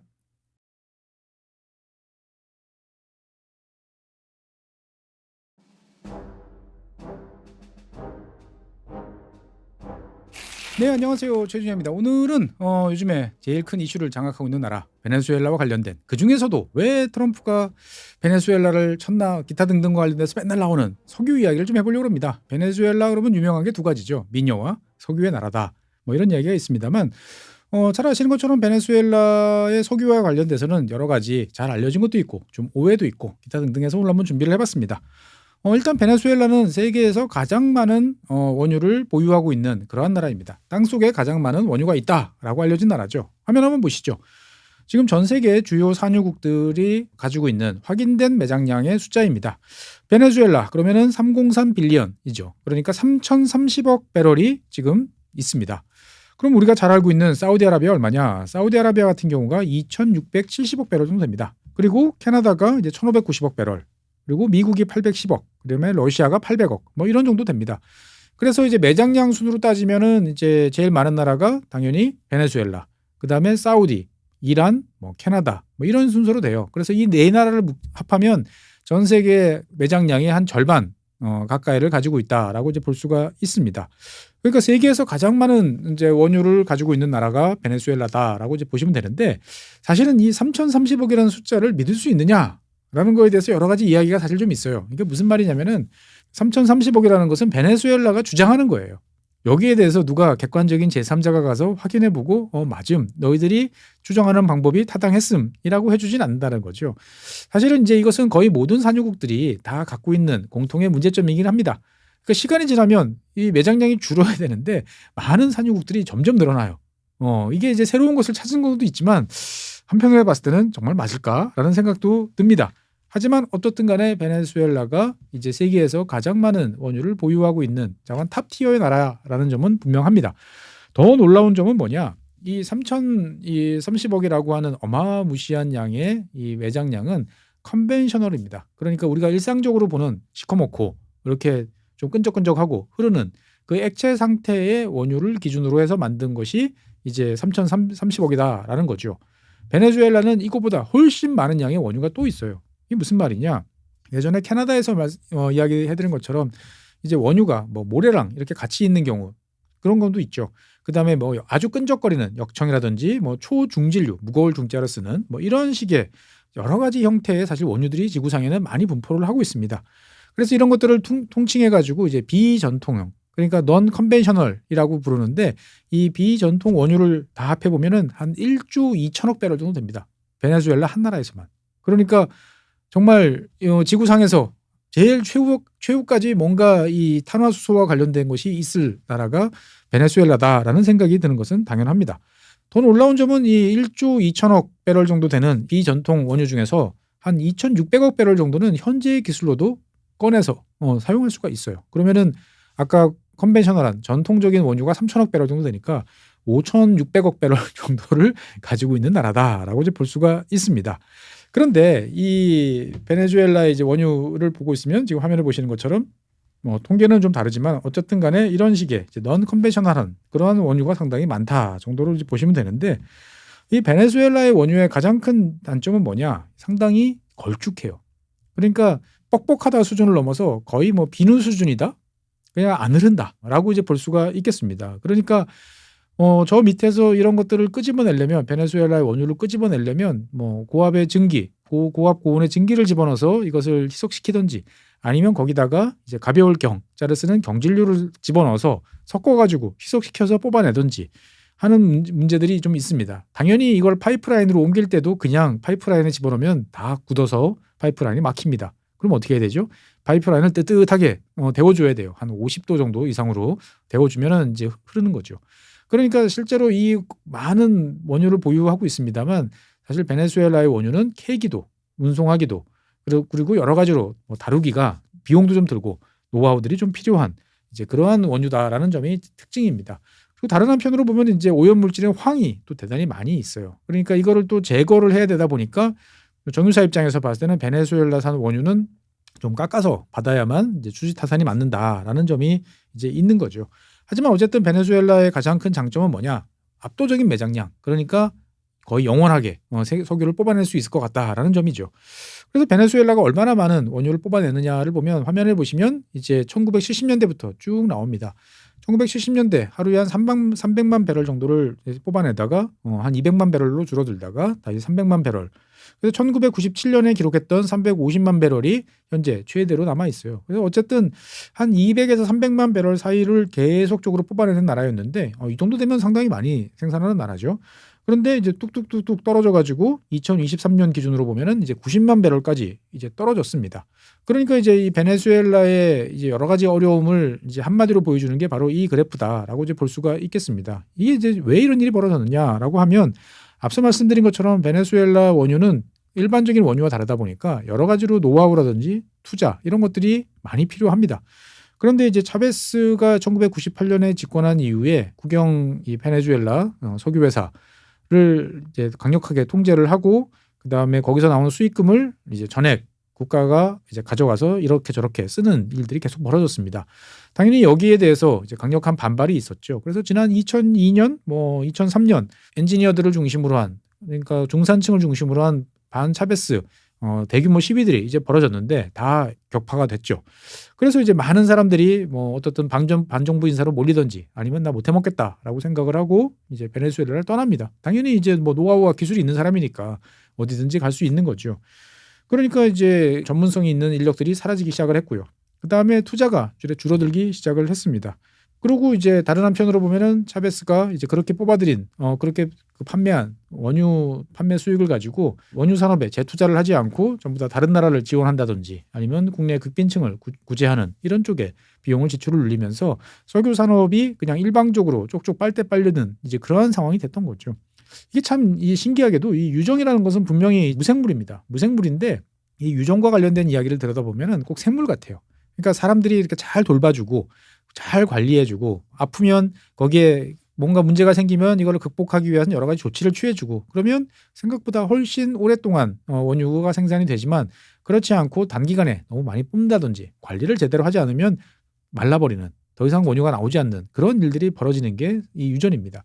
그런데 베네수엘라 같은 경우는 당연히 원래도 꺼내기 쉽지 않은 원유의 특성이 있는데다가 이제 투자 부족, 그다음에 노하우 감소 이런 것들 때문에 상당히 어려운 이제 문제를 겪고 있다라고 볼 수가 있겠습니다. 특히나 최근 들어서는 이 베네수엘라의 이제 여러 가지 경제적 어려움이 높다 보니까 이러한 장비들, 그러니까 석유 채굴하는 장비들을 이제 불법으로 당연히 불법이겠죠, 훔치거나 반출해가지고 팔아먹는 그러한 일들이 벌어지면서 이제 원유 생산 역량이 더 줄어드는 그러한 모습들을 보이고 있다라는 이야기도 많이 나오고 있습니다. 그래서 이제 21세기 생산되는 양만 이렇게 보시면 급격하게 떨어졌다라는 것을 볼 수 있고요. 특히 2015년 이후에, 그러니까 차베스 이후에 마두로 대통령이 취임한 이후에 거의 그냥 급전직하를 했구나라고 이제 보시면 되겠습니다. 이 베네수엘라 같은 경우에는 이 석유의 역사가 상당히 오래된 나라입니다. 베네수엘라가 언제부터 석유를 생산했느냐를 거슬러 올라가면 1908년, 그러니까 20세기 초반까지 이제 거슬러 올라갑니다. 이렇게 어마어마하게 많은 석유가 묻혀 있으면 당연히 이 많은 석유들이 어딘가에 이렇게 나옵니다. 그러니까 이제 흔히 말하는 유징이죠. 어딘가에 석유가 있는 징후가 여기저기 이미 잘 알려져 있었어요. 그래서 석유를 이제 캐고 싶어하는 사람들이 그 이전서부터 있었는데 1908년에 당시의 대통령이던 이제 후안 고메즈 이제 베네수엘라 대통령이 이 석유 탐사 그리고 생산과 관련된 권리를 이제 해외 개방을 하기 시작을 했습니다. 그러니까 이제 당시의 베네수엘라로서는 이것을 개발할 돈이라든지 기술력이 없던 상황에서 해외 자본들이 들어와서 이것을 개발해라라고 이야기를 했던 거죠. 그래서 1914년에 이제 첫 번째 유전이 이제 발견이 되고요. 베네수엘라에서 대규모 유전이 발견됐다라는 소식이 알려지니까 당시에 이제 선진국이었던 유럽을 중심으로 많은 돈들 그리고 당연히 미국에서도 많은 돈이 이 베네수엘라에 유입이 됩니다. 하지만 이제 바로 1914년에 유럽에서 이제 제1차 세계대전이 터지자 말자 석유 개발과 관련된 투자는 중단될 수밖에 없는 거죠. 그래서 이제 1918년, 19년, 그러니까 1차 세계대전이 마무리되는 시점서부터 다시 베네수엘라의 석유 산업이 이제 활발하게 시작이 돼가지고 1920년대부터는 이제 본격적인 수출 국가로 등장하기 시작을 합니다. 그러니까 당시에 세계적인 산유국이었죠. 2차 세계대전 직전이던 1938년을 기준으로 보면 당시 세계에서 제일 첫 번째 산유국, 제일 많은 원유를 생산하던 나라는 미국, 두 번째는 소련, 세 번째는 베네수엘라 이 세 나라였어요. 그러니까 세계 원유의 3대장 중에 하나였다는 거죠. 그러니까 제가 항상 강조드리지만 제2차 세계대전을 보면 참 에너지라고는 쥐뿔도 없는 독일과 일본이 도대체 무슨 생각으로 이 에너지를 다 가지고 있는 미국, 소련, 베네수엘라 연합국을 건드렸을까라는 생각을 해볼 수밖에 없습니다. 2차 세계대전 당시에 베네수엘라는 미국과 더불어서 연합국의 어떤 막대한 석유 수요를 지탱하는 데 어마어마한 기여를 했습니다. 그래서 베네수엘라 같은 경우도 미국의 지원을 받아가지고 생산량을 42% 이상으로 증가를 시키면서 승전국의 일원으로서 여러 가지 기여를 많이 했던 거죠. 사실은 이제 이 베네수엘라 내부적으로는 야 전쟁이 끝나면 우리 이제 석유 수요가 확 줄어가지고 이제 큰일 날 거야. 여러 가지 걱정하는 우려의 목소리가 높았는데 1945년 전쟁이 끝나자 말자 미국에서는 대규모 자동차 붐이 일었습니다. 즉 미국 같은 경우는 2차 세계대전 때 단 한 대의 승용차도 생산하지 않았다라고 할 정도로 철저하게 통제를 해왔습니다. 그러니까 사람들이 억눌렸던 사람들이 이제 1945년 전쟁이 끝나자마자 주유소로 몰려들면서 이제 배급제 끝났지 기름 넣어라고 이야기를 하고 돌아온 제대군인들도 앞다투어 차를 구매하기 시작하다 보니까 휘발유 수요가 어마어마하게 증가를 하게 됩니다. 그래서 당연히 미국과 가까운 거리에 있는 베네수엘라는 미국에 아주 많은 양의 원유를 수출하면서 이제 계속적으로 1950년대에도 잘 사는 그러한 나라로 유지될 수 있었어요. 하지만 1950년대 이제 후반이 되자 이제 베네수엘라도 좀 여러 가지로 어려운 상황이 생기기 시작을 합니다. 일단은 이제 경쟁자들이 등장을 했죠. 그 경쟁자라는 건 첫 번째는 이제 중동산 원유들이 이제 미국으로 넘어오기 시작을 했다는 거죠. 그 전까지는 미국으로 들어가는 원유는 이제 멕시코, 그 다음에 베네수엘라 이런 나라들이 거의 독점적으로 공급을 해왔는데 이제는 중동산 원유와도 경쟁을 해야 된다라는 문제점이 등장을 했고요. 다른 한편으로 보면은 이제 수입산 원유가 너무 넘쳐나다 보니까 이제 미국의 텍사스를 중심으로 한 원유 생산자들이 이제 미국 정부에 이제 불만을 제기하기 시작하는 거죠. 이러다가 우리 다 죽는다라고 이야기를 하다 보니까 당시에 이제 미국 정부가 이제 쿼터제를 실시하기 시작을 합니다. 그래서 베네수엘라산 원유에 대해서 얼마 이상으로 들어오지 마라고 해서 쿼터를 실시를 하면서 베네수엘라의 석유 산업이 상당히 큰 타격을 이제 입기도 하는 거죠. 어쨌건 베네수엘라는 20세기 초반서부터 석유 산업에 발빠르게 들어왔고요. 하지만 미국이나 소련과 같은 이런 강대국은 아니었죠. 그러다 보니까 당연히 이제 미국 자본들이 대규모로 들어와서 자국의 자원들을 가져가는 모습을 오랫동안 지켜보면서 야 이거 공정하지 않은데라는 생각을 누구보다도 먼저 한 그러한 나라 중에 하나가 베네수엘라입니다.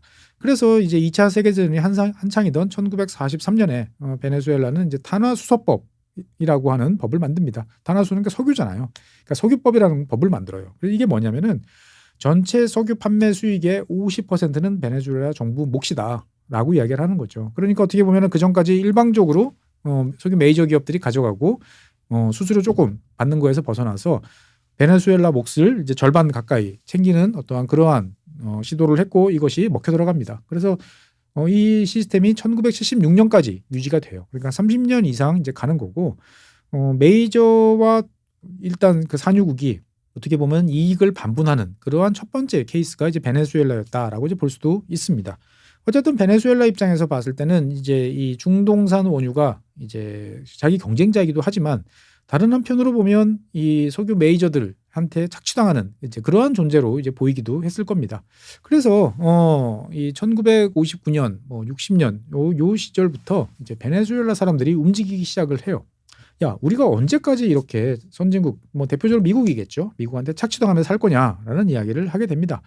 그래서 베네수엘라가 우리가 이 현대 사회를 움직이는 석유라는 이런 것에 대해서 뭔가 산유국들이 모여서 목소리를 내야 된다라는 이야기를 하게 됩니다. 그래서 베네수엘라 주도로 사우디아라비아, 이라크, 쿠웨이트, 그러니까 베네수엘라까지 합해서 네 나라가 1960년에 이제 오펙을 결성하게 됩니다. 그 이름도 유명한 오페크. 이게 중동 국가 주도라기보다는 사실 베네수엘라가 쿡쿡 찔러가지고 만들어진 기구다라는 것이 상당히 아이러니한 거죠. 1960년에 만들어졌습니다만 사실은 이제 별다른 의미가 없는 이제 그러한 기구였습니다만 1970년대가 되자 이제 오펙이 서서히 이제 존재감을 드러냈죠. 그리고 잘 아시는 것처럼 1972년에 오펙이 석유 메이저들한테 요구를 하기 시작을 합니다. 즉 그 전까지는 전체 지분에 이 석유 자원 지분에 있어서 산유국이 25%, 석유 메이저가 75%를 가져가는 것이 국제 룰이었는데 이것을 60%로 우리가 더 많이 가져가겠다라고 이야기를 하면서 이제 유가를 끌어올리기 시작을 하는 거죠. 그리고 이제 이 과정에서 한꺼번에 4배를 올리는 이제 그러한 일이 벌어지면서 제1차 오일 쇼크가 벌어지면서 전 세계가 큰 타격을 받게 됩니다. 이 당시에 이제 이 고유가 석유가를 끌어올려야 된다라고 주장했던 대표적인 나라가 이제 이란하고 베네수엘라라고 이제 볼 수가 있는 거죠. 어쨌건 베네수엘라는 이제 중동 산유국들을 이제 효과적으로 움직이면서 자국의 이득을 극대화하는 그러한 역할을 잘 해왔다라고 이제 볼 수가 있겠습니다. 그래서 당연히 석유 가격이 4배 오르니까 베네수엘라 정부 수익도 4배가 오르게 되는 거죠.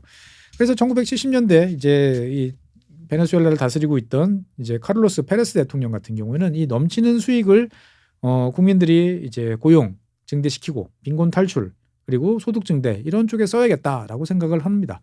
그래서 베네수엘라에 넘치는 원유들을 더 많이 생산을 해서 이러한 기조를 이어가려고 했는데 실제로 석유 생산과 관련되어 있는 대부분의 결정은 누가 하고 있었죠? 석유 메이저들이 하고 있었어요.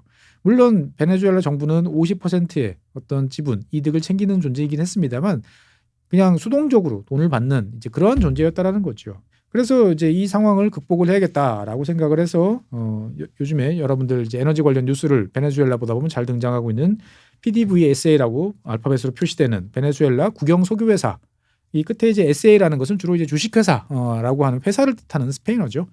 그래서 이제 그 국영 석유 회사를 설립을 하게 됩니다. 그리고 이제 1980년대 들어오면서부터 이제 중동 국가들처럼 차근차근 국영화하는 이제 그러한 일들을 이제 벌이면서 지금까지 오게 되는 게 베네수엘라 석유 산업의 역사다라고 이제 볼 수가 있겠습니다. 우리 입장에서 봤을 때는 땅 파도 아무것도 안 나오는 나라 입장에서 봤을 때는 이 베네수엘라가 상당히 이제 부러운 나라다라고 이제 볼 수가 있습니다만 사실 이 베네수엘라처럼 이러한 원자재에 크게 의존하는 나라들은 여러 가지로 조심해야 될 것들이 있죠. 대표적인 게 이제 우리가 알고 있는 네덜란드 병이라고 하고 있는 원자재에 의존하고 있는 나라가 자국 통화가 초강세로 되면서 제조업이라든지 다른 산업이 몰락하는 그러한 경우를 이제 베네수엘라도 여러 차례 이제 겪었다라고 볼 수가 있겠습니다.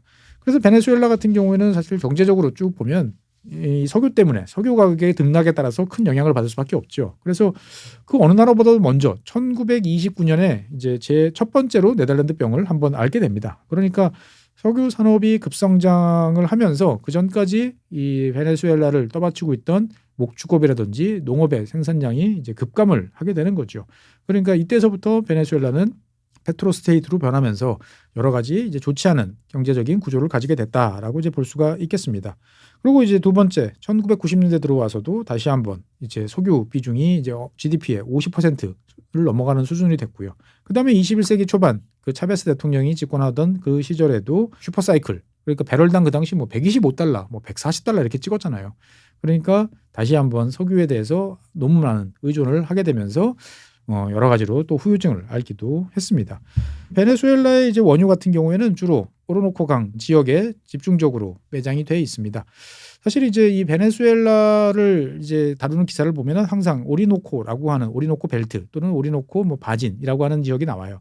이 오리노코라고 하는 강은 총 연장 한 2,200km 정도에 이르는 긴 강입니다. 그래서 카리브해 쪽으로 이제 흘러가는 이제 강인데요. 이 오리노코 강은 이 유량이 되게 많습니다. 주변 지역의 강수량이 엄청 많기 때문에 이 흐르는 유량으로만 따지면 세계에서 네 번째로 많은 물이 흐르는 이제 그러한 강인데 이 주변 지역에 지금 화면에서 보시는 것처럼 압도적으로 많은 이제 원유 매장지들이 이제 집중이 돼 있다라고 이제 볼 수가 있겠습니다. 그래서 각 지역별로 이런 식으로 그 하구에 까는 과정에서 여러 가지의 유정들이 있고요. 실제로 여기에 지금 이제 그냥 파랗게만 표시했지만 이 바다와 접하는 이 지역에도 어마무시한 원유들이 매장이 돼 있습니다. 근데 이제 하구로 갈수록 이제 아까 말씀드렸던 비전통, 넌 컨벤셔널한 원유들이 점점 많이 있는 것이 베네수엘라 원유의 특성이다라고 이제 볼 수가 있겠죠. 그래서 이 베네수엘라는 어쨌든 미국 밑에 있고 미국과 가깝다 보니까 미국과 뗄래야 뗄 수 없는 이제 그러한 관계를 이제 맺고 있습니다. 베네수엘라 이야기를 할 때 보면은 빼놓지 않고 등장하는 게 미국의 멀로주의죠. 미국의 멀로주의는 잘 아시는 것처럼 19세기 때 멀로 대통령이 서반구는 미국이 알아서 할 테니까 유럽은 손 떼라라고 한 거죠. 근데 사실 그 멀로 대통령이 그러한 선언을 할 때는 미국이 초강대국이 당연히 아니었죠. 그러니까 이제 그런 멀로 선언 한지 한 10년쯤인가요? 얼마 있다가 이제 미국 영국 전쟁이 또 벌어지면서 백악관이 불타는 그러한 일을 겪기도 했어요. 하지만 20세기 초반이 되니까 이제 진짜 미국이 이제 강대국이 됐죠. 그런데 20세기 초반에 이제 독일하고 베네수엘라가 한판 붙는 일이 이제 벌어지게 됩니다. 그 당시에 베네수엘라는 이제 지금처럼 많은 나라에 빚을 지고 있었고 그 중에 한 나라가 이제 독일이었어요. 근데 베네수엘라가 돈을 못 갚으니까 독일이 군함을 보내가지고 돈 내놔라라고 하는 거에 대해서 당시에 이제 테오도 루즈벨트 대통령이 손 떼라라고 이야기를 하면서 그 멀로 선언을 다시 한번 루즈벨트 대통령이 수정하는 그래서 이거를 뭐 코롤로리 또는 뭐 개론 이렇게 이야기를 하는데 무력을 행사해서라도 미국의 이득을 여기서 지킬 것이다라고 하면서 어떻게 보면은 이제 독일을 쫓아내는 이제 그러한 일이 벌어지기도 했던 지역이 여기입니다. 그러다 보니까 이제 미국하고 베네수엘라는 상당히 이제 끈끈한 뭐 좋게 말하면 끈끈하고 나쁘게 말하면 좀 일방적인 관계를 오랫동안 그러한 지속한 나라인데 사실은 이제 차베스 대통령 이후에 국유화가 이제 진행이 되면서 대부분의 석유 메이저들이 다 떠났어요. 그런데 끝까지 떠나지 않은 기업 하나가 있습니다. 그래서 최근에 뉴스에서 많이 등장하고 있는 대표적인 미국의 석유 메이저 중에 하나였던 쉐브론이죠. 이 쉐브론은 원래 이제 텍사스 휴스턴을 이제 거점으로 하고 있고 지금도 휴스턴에 이제 본사가 있습니다. 근데 이 쉐브론이라는 회사는 1923년부터 베네수엘라에서 사업을 해왔어요. 그러니까 100년 동안 지금 이제 베네수엘라를 떠나지 않고 사업을 해오고 있다라고 이제 볼 수가 있습니다. 그래서 이 베네수엘라에 있는 이 쉐브론 같은 경우에는 지난 2000년대 초중반에 이제 많은 기업들이 차베스의 압력을 견디다 못해서 철수하는, 어떻게 보면 다 뺏기고 나가는 와중에도 끝끝내 떠나지 않고 버티고 있는 그러한 석유 메이저입니다. 그래서 현재 이제 총 5개의 육상 그리고 해상 플랜트를 이제 운영을 하고 있는데, 어쨌든 미국 메이저가 직접 관리를 하다 보니까 다른 지역에 비해서는 그래도 생산량이 유지가 되고 있겠죠. 그래서 현재 베네수엘라가 하루에 100만 배럴이 생산이 안 되는데 그중에 한 25%를 이 쉐브론이 담당을 하고 있다라고 보시면 되겠습니다. 그래서 미국은 지금 베네수엘라 원유에 대해서 강력한 제재를 이제 가하고 있습니다만, 당연히 쉐브론이 생산하는 원유에 대해서는 제재에서 빠지게 되는 거죠. 그래서 이 쉐브론이 생산하는 원유, 그러니까 하루에 한 20만 배럴 좀 넘는 양 중에서 한 절반 정도는 미국으로 이제 가고 있어요. 그러니까 제재 속에서도 쉐브론이라는 존재는 미국과 베네수엘라를 연결하는, 어떻게 보면은 이야기를 할 수 있는 통로로서 역할을 해왔다라고 이제 볼 수가 있겠습니다. 자관 이제 많은 분들이 제일 궁금해하시는 거는 이제 베네수엘라의 석유를 미국이 갖고 와서 큰 이득을 볼 수 있을 것이냐라는 이야기들을 이제 많이 합니다. 사실 엄청난 석유 자원이 많다 보니까 트럼프 대통령도 야, 여기에서 우리가 베네수엘라와 관련돼서 무슨 일을 하더라도 미국 그 국민들이 내는 세금 1센트도 쓸 필요 없어. 다 베네수엘라 석유로 다 커버돼라고 이야기를 할 정도죠. 그러니까 이제 미국 업체들 입장에서 봤을 때는, 특히 미국의 이제 정유 업체들, 원유를 들여와서 휘발유나 디젤을 만들어서 이제 팔아야 되는 업체들 입장에서 봤을 때는 저렴하게 베네수엘라 원유를 들여올 수 있으면 당연히 시장 가격은 높은데 원료 값이 낮아지니까 큰 이득을 이제 기대할 수도 있겠다라고 이제 볼 수가 있습니다. 하지만 문제는 뭐냐? 이 베네수엘라 상황이 지금 원체 안 좋다라는 거죠. 그러니까 지난 시간에도 말씀드렸습니다만, 이 쉐브론 추산으로 보면 현재 베네수엘라에서 생산하고 있는 이 자국이 한 20만 배럴, 25만 배럴 정도 생산하고 있는데, 이거를 50만 배럴 더 추가하려고 그러면 투자 금액이 한 100억 달러는 충분히 들어간다라고 보는 거죠. 그러니까 어마어마한 돈을 투자를 해서 한 2, 3년 동안 많은 노력을 이제 해야 되는데, 이게 과연 그럴 필요가 있냐라는 생각이 나오는 거죠. 사실 전 세계적으로 지금이 2000년대 초반처럼 석유가 모자른 이제 그러한 시대가 아닙니다. 석유가 넘쳐나는 그러한 시대예요. 그래서 2026년 유가 전망 이런 걸 보면 그 어디도 석유 가격은 배럴당 60달러 중반대에서 왔다 갔다 할 것이다라고 이야기를 합니다. 심지어 이제 50달러까지 떨어지겠다라고 이야기를 하고 있는 적도 많아요. 그러니까 석유가 넘쳐나는 상황인데 여기서 베네수엘라에 대규모 투자를 해서 원유를 더 많이 생산해서 더 가격을 끌어내리는 것을 메이저 기업들이 할 필요가 있겠는가라고 생각해 보면 글쎄라는 생각이 좀 듭니다. 하지만 물론 이제 싸게 가꿀 수 있다면, 공짜로 가꿀 수 있다면 생각은 좀 달라지겠죠. 하지만 이제 이 전통적으로 베네수엘라 원유는 아까 말씀드린 것처럼 상당히 걸쭉하고 초중질류라고 그랬죠. 그래서 미국의 남부에 있는, 그러니까 이 걸프의 지역 위치하고 있는 정유소들은 이 베네수엘라산 원유에 맞춰가지고 그동안 여러 가지 세팅들을 해왔어요. 그런데 최근에 이 걸프 지역에 있는 정유소들이 많이 문을 닫고 있습니다. 그래서 지난 2020년 이후 한 5년 사이에 한 80만 배럴 이상의 용량이 감소를 한 그러한 상태예요. 그래서 미국 전체적으로 봤을 때는 현재 정유 시설들의 가동률은 매우 높습니다. 더 석유를 뽑아낼 수 없을 만큼 이제 높은 상태고, 하지만 그렇다고 그래가지고 미래에도 석유 수요가 더 많아질 테니까 증설을 하자라는 생각은 또 없어요.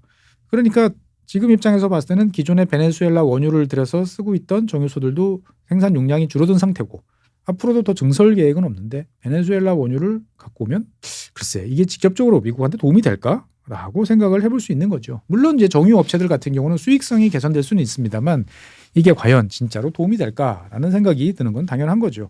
어쨌든 미국 입장에서 봤을 때는 지금 방금 말씀드렸던 이런 쉐브론과 같은 석유 메이저 기업들의 이익을 보장해 주면서 미국의 이익을 챙겨오는 그러한 구조를 지금 생각을 하고 있습니다. 어쨌든 미국 입장에서 봤을 때는 안정적으로 유전지대를 관리를 하고 석유 메이저들을 통해서 이 석유와 관련되는 이권을 지키는 것이 우선이 될 것 같습니다. 그러려면 당연히 이제 미군이 투입되든지 아니면 이제 베네수엘라 군과 베네수엘라 당국과 잘 타협을 이제 보는 것이 중요하겠죠. 그래서 어떻든 미군이 군 투입할 생각은 없어 보이는데, 진짜로 투입한다 그러면 이제 유전과 관련돼 있는 핵심 시설에만 이제 투입이 될 가능성이 높지만, 제가 봤을 때는 어떻든 미국과 베네수엘라가 서로 타협을 하는 그러한 모습이 연출이 되지 않을까 싶습니다.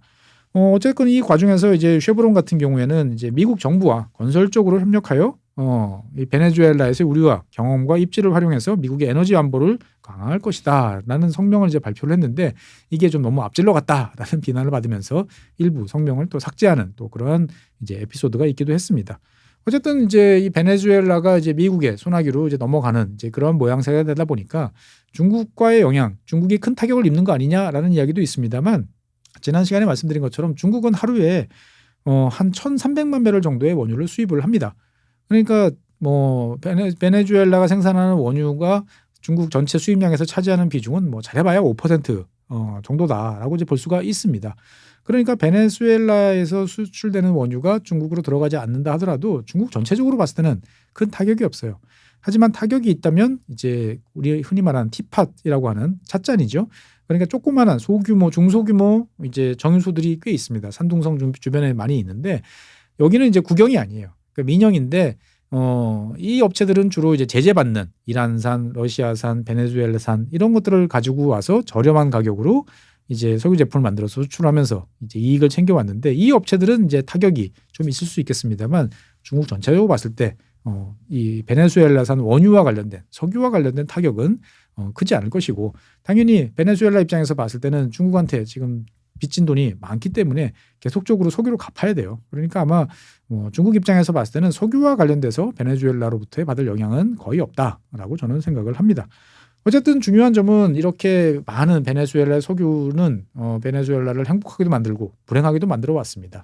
미국 입장에서 봤을 때는 과거 이라크, 리비아 이런 데 개입을 했다가 그냥 엉망진창 판만 만들고 겨우 몸만 빠져나온 이제 그러한 상황이었죠.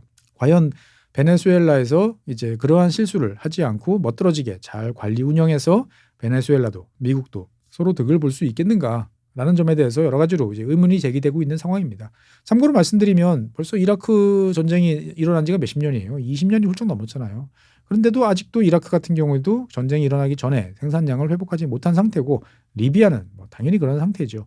그러니까 미국 입장에서 봤을 때는 어떻든 베네수엘라가 내전에 빠지지 않고 안정적으로 잘 미국과 타협을 하는 그러한 모양새를 연출하면서 미국 자본이 투입이 되고 여기서 많은 이득이 발생하는 모습을 챙겨봐야 될 텐데 글쎄요. 과연 미국이 이런 걸 잘할 수 있을까? 라는 생각이 좀 듭니다. 어쨌든 오늘 이 시간에는 세계에서 가장 매장량이 많다라고 하는 베네수엘라산 석유 원유와 관련된 이야기를 나눠봤습니다. 다음 시간에는 새로운 주제로 여러분을 찾아뵙겠습니다. 고맙습니다.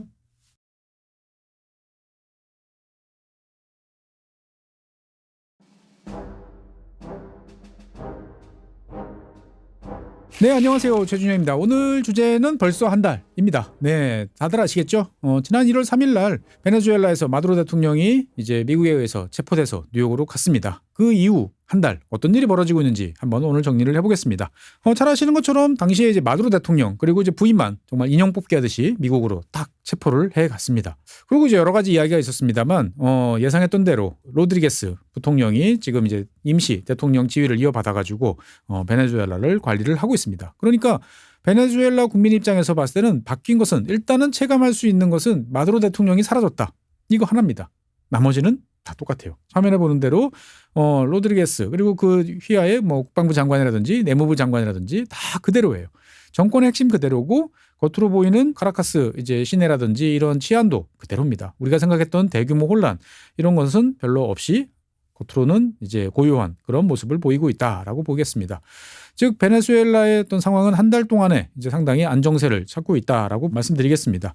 그러면서 이제 미국과 로드리게스 사이에 어떤 여러 가지 이해관계들이 맞아떨어지면서 베네수엘라가 점점 이제 미국이 원하는 대로 움직이고 있는 모습들을 보여주고 있죠. 얼마 전에 이제 2월 2일 날 이 로드리게스 대통령하고 그다음에 미국의 특사인 이제 로라 도구 요 왼쪽에 앉아 계신 분이 이제 미국 특사죠. 요 분이랑 이제 간담회 면담을 가졌습니다. 그래서 공식적으로 양쪽이 이제 접촉을 이제 하면서 양자 관계가 정상화되고 있다라는 시그널을 이제 전 세계에 이제 보낸 이제 그런 상황이다라고 볼 수 있겠습니다. 그래서 이 여성 두 사람들의 대화 속에서 일단 에너지, 무역 그리고 정치, 뭐 경제 문제 등등에 관한 여러 가지 사항들을 폭넓게 논의했다라는 이야기가 나왔습니다. 그러니까 이 말을 뒤집어 생각해 보면 미국이 이제 로드리게스 대통령에 대해서 이런저런 요구 사항들 이야기를 했고 여기에 대해서 로드리게스 대통령도 우리 뭐 검토 중, 준비 중 잘해 봅시다라는 긍정적인 시그널을 보냈다. 있다라고 볼 수가 있겠습니다. 중요한 점은 이제 이 자리에 단순히 로드리게스 대통령뿐만 나온 게 아니고 오빠인 국회의장도 같이 면담에 참석을 함으로써 미국과 베네수엘라 관계가 이제 과거와는 확실히 달라지고 있음을 보여주는 거죠. 어쨌든 이러한 전체적인 모습들을 종합을 해보면 마크 루비오 미국 국무장관이 이야기했던 베네수엘라 3단계 안정화라는 이야기가 이제 점점 가시화되고 있는 것 같습니다. 그러니까 이제 마크 루비오 이제 국무장관 같은 경우는 일단 첫 번째는 안정화다라는 이야기를 했고요. 두 번째는 경제 회복, 즉 엉망진창이 됐던 베네수엘라 경제 회복이 되고 그리고 베네수엘라 안쪽에 여러 가지 갈등을 빚던 세력들끼리 서로 화해하는 이제 그러한 단계가 필요하다. 그리고 그 다음에는 진정한 민주주의 국가로서 전환이 되는 3단계 이제 전환론을 이야기를 했는데 그것이 첫 발을 나름대로 잘 내딛고 있다라고 볼 수 있겠습니다. 그러면서 이제 베네수엘라도 이제 특사를 미국으로 파견하기로 했습니다. 지금 화면에 보시는 전 외교부 장관이죠. 그래서 이제 미국에 특사로 파견을 해서 여러 가지 현안에 대해서 미국 관계자들과 이야기를 나누겠다라고 지금 이야기를 해놓은 상태입니다. 그러니까 상당히 좀 이제 거물급 인사를 미국으로 보내기로 이제 한 상태고 미국도 여기에 대해서 오케이를 이제 했습니다. 그러니까 어쨌든 미국과 베네수엘라는 미국이 의도했던 대로 베네수엘라가 조심스럽게 따라가면서 줄타기를 하는 이제 그러한 상황이다라고 이제 볼 수가 있겠습니다. 마두로 대통령이 체포됐습니다만 나머지 그 위에 집권 세력은 그대로 있다라고 했지만 그 집권 세력들이 과거에 했던 대로 그대로 가면은 또 안 되겠죠. 그러니까 미국은 어떻든 변화를 해라. 라는 이야기를 했고 여기에 대해서 이 로드리게스 대통령과 이제 집권 세력은 조심스럽게 지금 변화하는 모습을 보여주고 있어요. 그 첫 번째 단계는 뭐냐? 잡혀갔던 사람들, 마두로 대통령이 이제 철권 통치 그리고 이제 강력한 탄압 이런 것들을 해왔기 때문에 뭐 정치범이라고 할 수 있는 또는 양심수라고 할 수 있는 많은 사람들이 지금 체포돼서 아직까지도 수용돼 있는 이제 이러한 상태인 거죠. 그래서 이제 마두로 대통령이 체포된 이후에 베네수엘라의 야당 그리고 이제 국제인권단체 등등은 이제 수감자에 대한 이제 대대적인 사면이 필요하다라는 이야기를 했습니다. 그래서 여기에 대해서 로드리게스 대통령이 최근에 이제 1999년 베네수엘라가 차베스 대통령이 집권한 이후부터 현재까지 많은 갈등을 빚었고 정치적인 문제들이 있었다라고 이야기를 합니다. 그러면서 이 과정에서 수감돼 있는 그리고 체포됐던 많은 사람들에 대해서 광범위한 사면 조치를 내리겠다라고 하는 법안을 이제 공식적으로 추진을 시작을 했습니다. 그러면서 이제 여러 가지 사안들이 급격하게 이제 돌아가는 거죠. 법률과 더불어서 당장 이제 여러 가지 가시적인 조치들이 등장을 하기 시작을 했는데 카라카스 시내에 보면은 지금 화면에 보시는 것 같은 상당히 기묘한 건물이 하나 있습니다. 엘 헬리코이테라고 하는 교도소인데 지금 교도소인데 사실 이 건물도 참 팔자가 기구하죠. 어쨌든 이 엘 헬리코이테 이 교도소를 폐쇄한다라는 발표를 했습니다. 당연히 여기에 있던 사람들도 풀려나는 이제 그러한 상황을 맞이하게 됩니다. 이 헬리코이테 교도소는 사실 원래는 화면에서 보시는 것처럼 이게 교도소라고 생각하는 이제 그런 모양새입니다. 좀 더 가까이서 촬영을 하면은 이런 식의 모습이 될 텐데 원래는 쇼핑몰이었어요. 쇼핑몰. 처음에 만들어질 때는 화면에 보시는 것처럼 1950년대 이때 이제 베네수엘라가 한창 석유 때문에 경기가 좋고 발전을 하고 있을 당시에 이 지형을 그대로 이용을 해가지고 이렇게 뱅글뱅글 올라오면서 하는 그러한 쇼핑몰로 만들겠다라고 계획을 잡았던 이제 그런 건물입니다. 그러니까 화면에 보시는 것처럼 쭉 경사로로 타서 이렇게 올라오는 거예요. 그러면 3.2km 정도의 전체 연장이 되고 사람들은 차를 타고 쭉 올라오면서 쇼핑을 할 수 있어요. 그래서 내가 원하는 가게 앞에다가 차를 직접 딱 대놓고 쇼핑한다라고 하는 1950년대 그러한 컨셉이 그대로 남은 거죠. 그래서 당시의 플랜으로 보면 300개가 넘는 부티크 샵들이 자리 잡을 이제 그런 계획이었는데 결국은 이제 완공이 안 되고 방치되다 보니까 이제 노숙자 쉼터처럼 됐다가 그 다음에는 감옥으로도 그리고 결국은 나중에는 이제 고문 반대자 탄압의 어떤 상징적인 장소로서 있었는데 이것을 이제 폐쇄하는 조치를 내린 거죠. 그러니까 어떻든 이제 우리는 바뀌고 과거 차베스 그리고 마두로 대통령과 이어진 그런 것과는 달라지고 있어라는 것을 점점 이제 하나씩 보여준다라고 이야기를 해볼 수 있겠습니다. 어쨌든 이러한 정치적 제스처와 더불어 가지고 여러 가지 법안들이 지금 계속 만들어지고 있어요. 그러니까 사면법, 그 다음에 베네수엘라의 석유 산업을 이제 대외 개방하는 그전에는 당연히 국가가 독점하는 식으로 이제 차베스 대통령 시절부터 바뀌었는데 이제 다시 해외 개방을 함으로써 여러 민간 기업들이 들어올 수 있도록 하는 이러한 법안들도 지금 베네수엘라 의회에 지금 올라갔습니다. 그러니까 베네수엘라가 이런 식으로 움직이니까 미국도 이에 호응해서 미국 제재를 완화하는 조치들이 계속 이루어지고 있어요. 그래서 그 전까지는 미국이 베네수엘라에 투자하고 싶어도 여러 가지 제재 법안 때문에 할 수가 없었고 아주 힘든 허가 절차를 특별하게 받아야 되는데 지금은 그런 거가 상당 부분 이제 완화됐습니다. 그러니까 트럼프 대통령이 요구한 민간 기업들 1,000억 달러 투자와 관련돼 있는 기반들이 하나씩 만들어지고 있다라고 이제 볼 수가 있겠습니다. 그래서 이 미국의 아메리카 항공 같은 경우에도 6년 만에 다시 카라카스 취항을 준비하는 등 미국과 베네수엘라의 관계가 조심스럽게 이제 정상화 단계로 가고 있다라고 말씀드리겠고요. 한 달 만에 어쨌든 많은 것들이 바뀌지만 누구도 이것을 급격한 변화를 통해서 혼란을 유발하는 그러한 모습을 원하지는 않는다라는 시그널들을 이제 보여주고 있습니다. 그래서 지금 이제 녹화하는 오늘 방송을 녹화하고 있는 이제 2월 4일 기준으로 봤을 때 이제 300명 이상의 정치범이 이제 석방이 됐다라는 기사가 나오고 있고요. 지금 현재 한 700명 정도가 추가적으로 수감이 돼 있는데 이 700명도 조만간 이제 풀려 나올 것이다라는 이야기들이 나오고 있습니다. 그리고 무엇보다도 그동안에 억압에 눌려서 그리고 아니면 이제 해외로 망명해 있던 여러 야당 인사들이 공개적으로 이제 활동을 하기 시작을 했고요.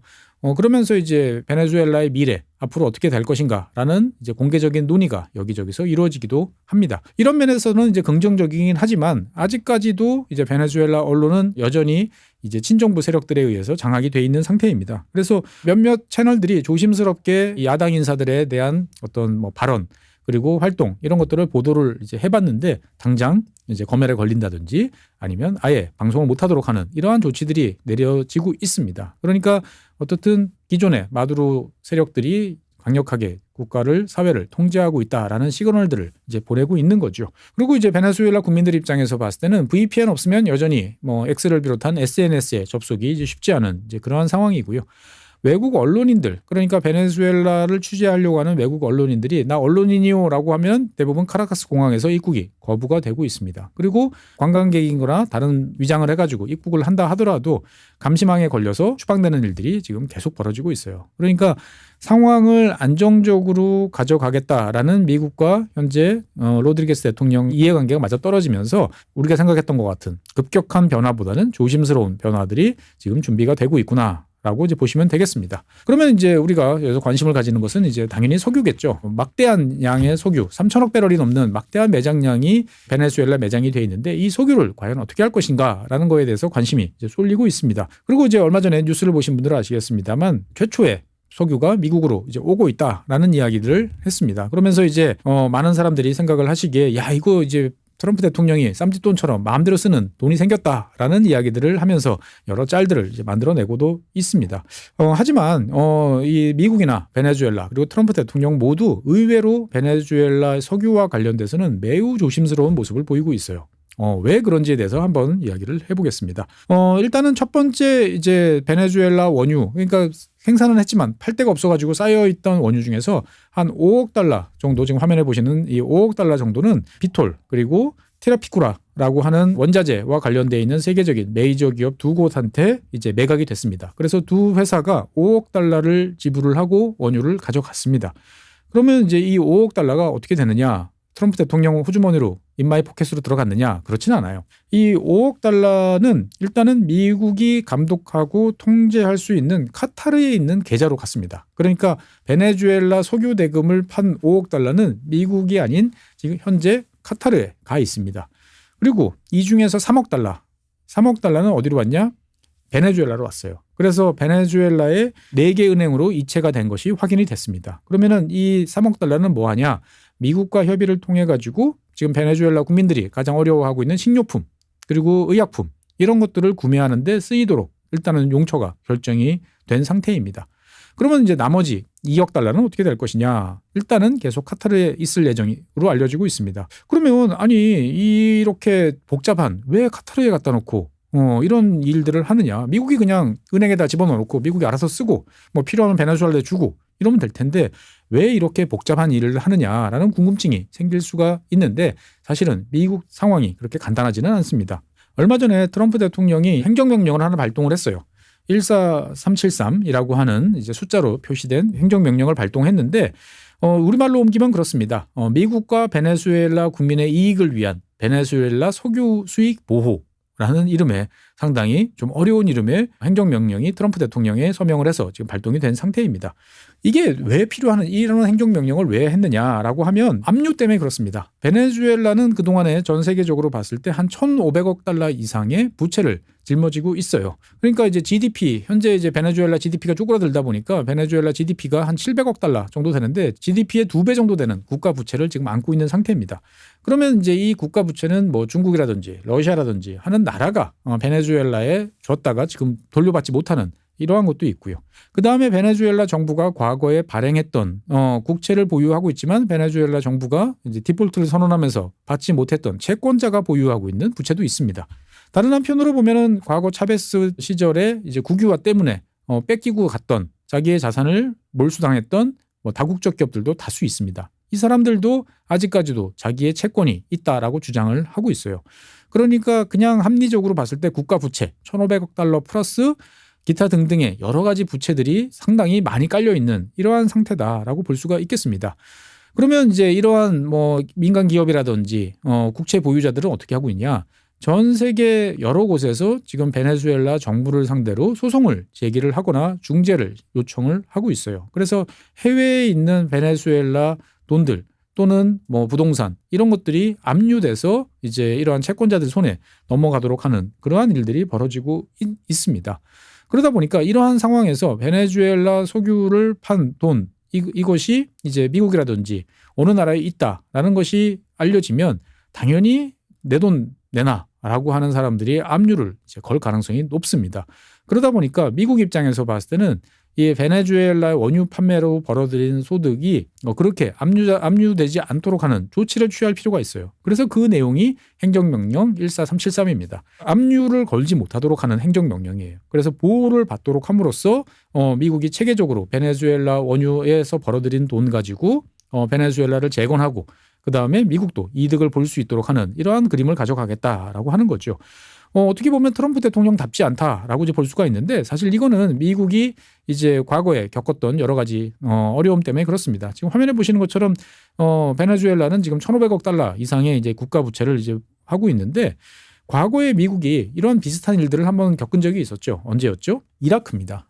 이라크 같은 경우에 보면은 당시에 이제 후세인 대통령 시절에 제재를 받으면서 나라 경제가 엉망진창이 됐던 이제 그러한 상황입니다. 그래서 지금 화면에 보시는 것처럼 미국이 침공한 직후에는 국가 부채가 GDP의 344%를 넘을 정도로 아주 어마어마한 부채가 쌓여 있는 상황이었고 당시에 이제 지금의 베네수엘라처럼 1,300억 달러 이상의 여러 가지 대내외 부채들이 있었습니다. 그러니까 이라크에 석유가 많으니까 그 석유를 가지고 재건을 한다라고 쉽게 생각을 했는데 막상 미국이 들어가 보니까 이러한 소송 그리고 중재 이런 것들 때문에 그거를 활용할 수가 없는 그러한 상황이다라는 것을 파악을 하게 됐던 거죠.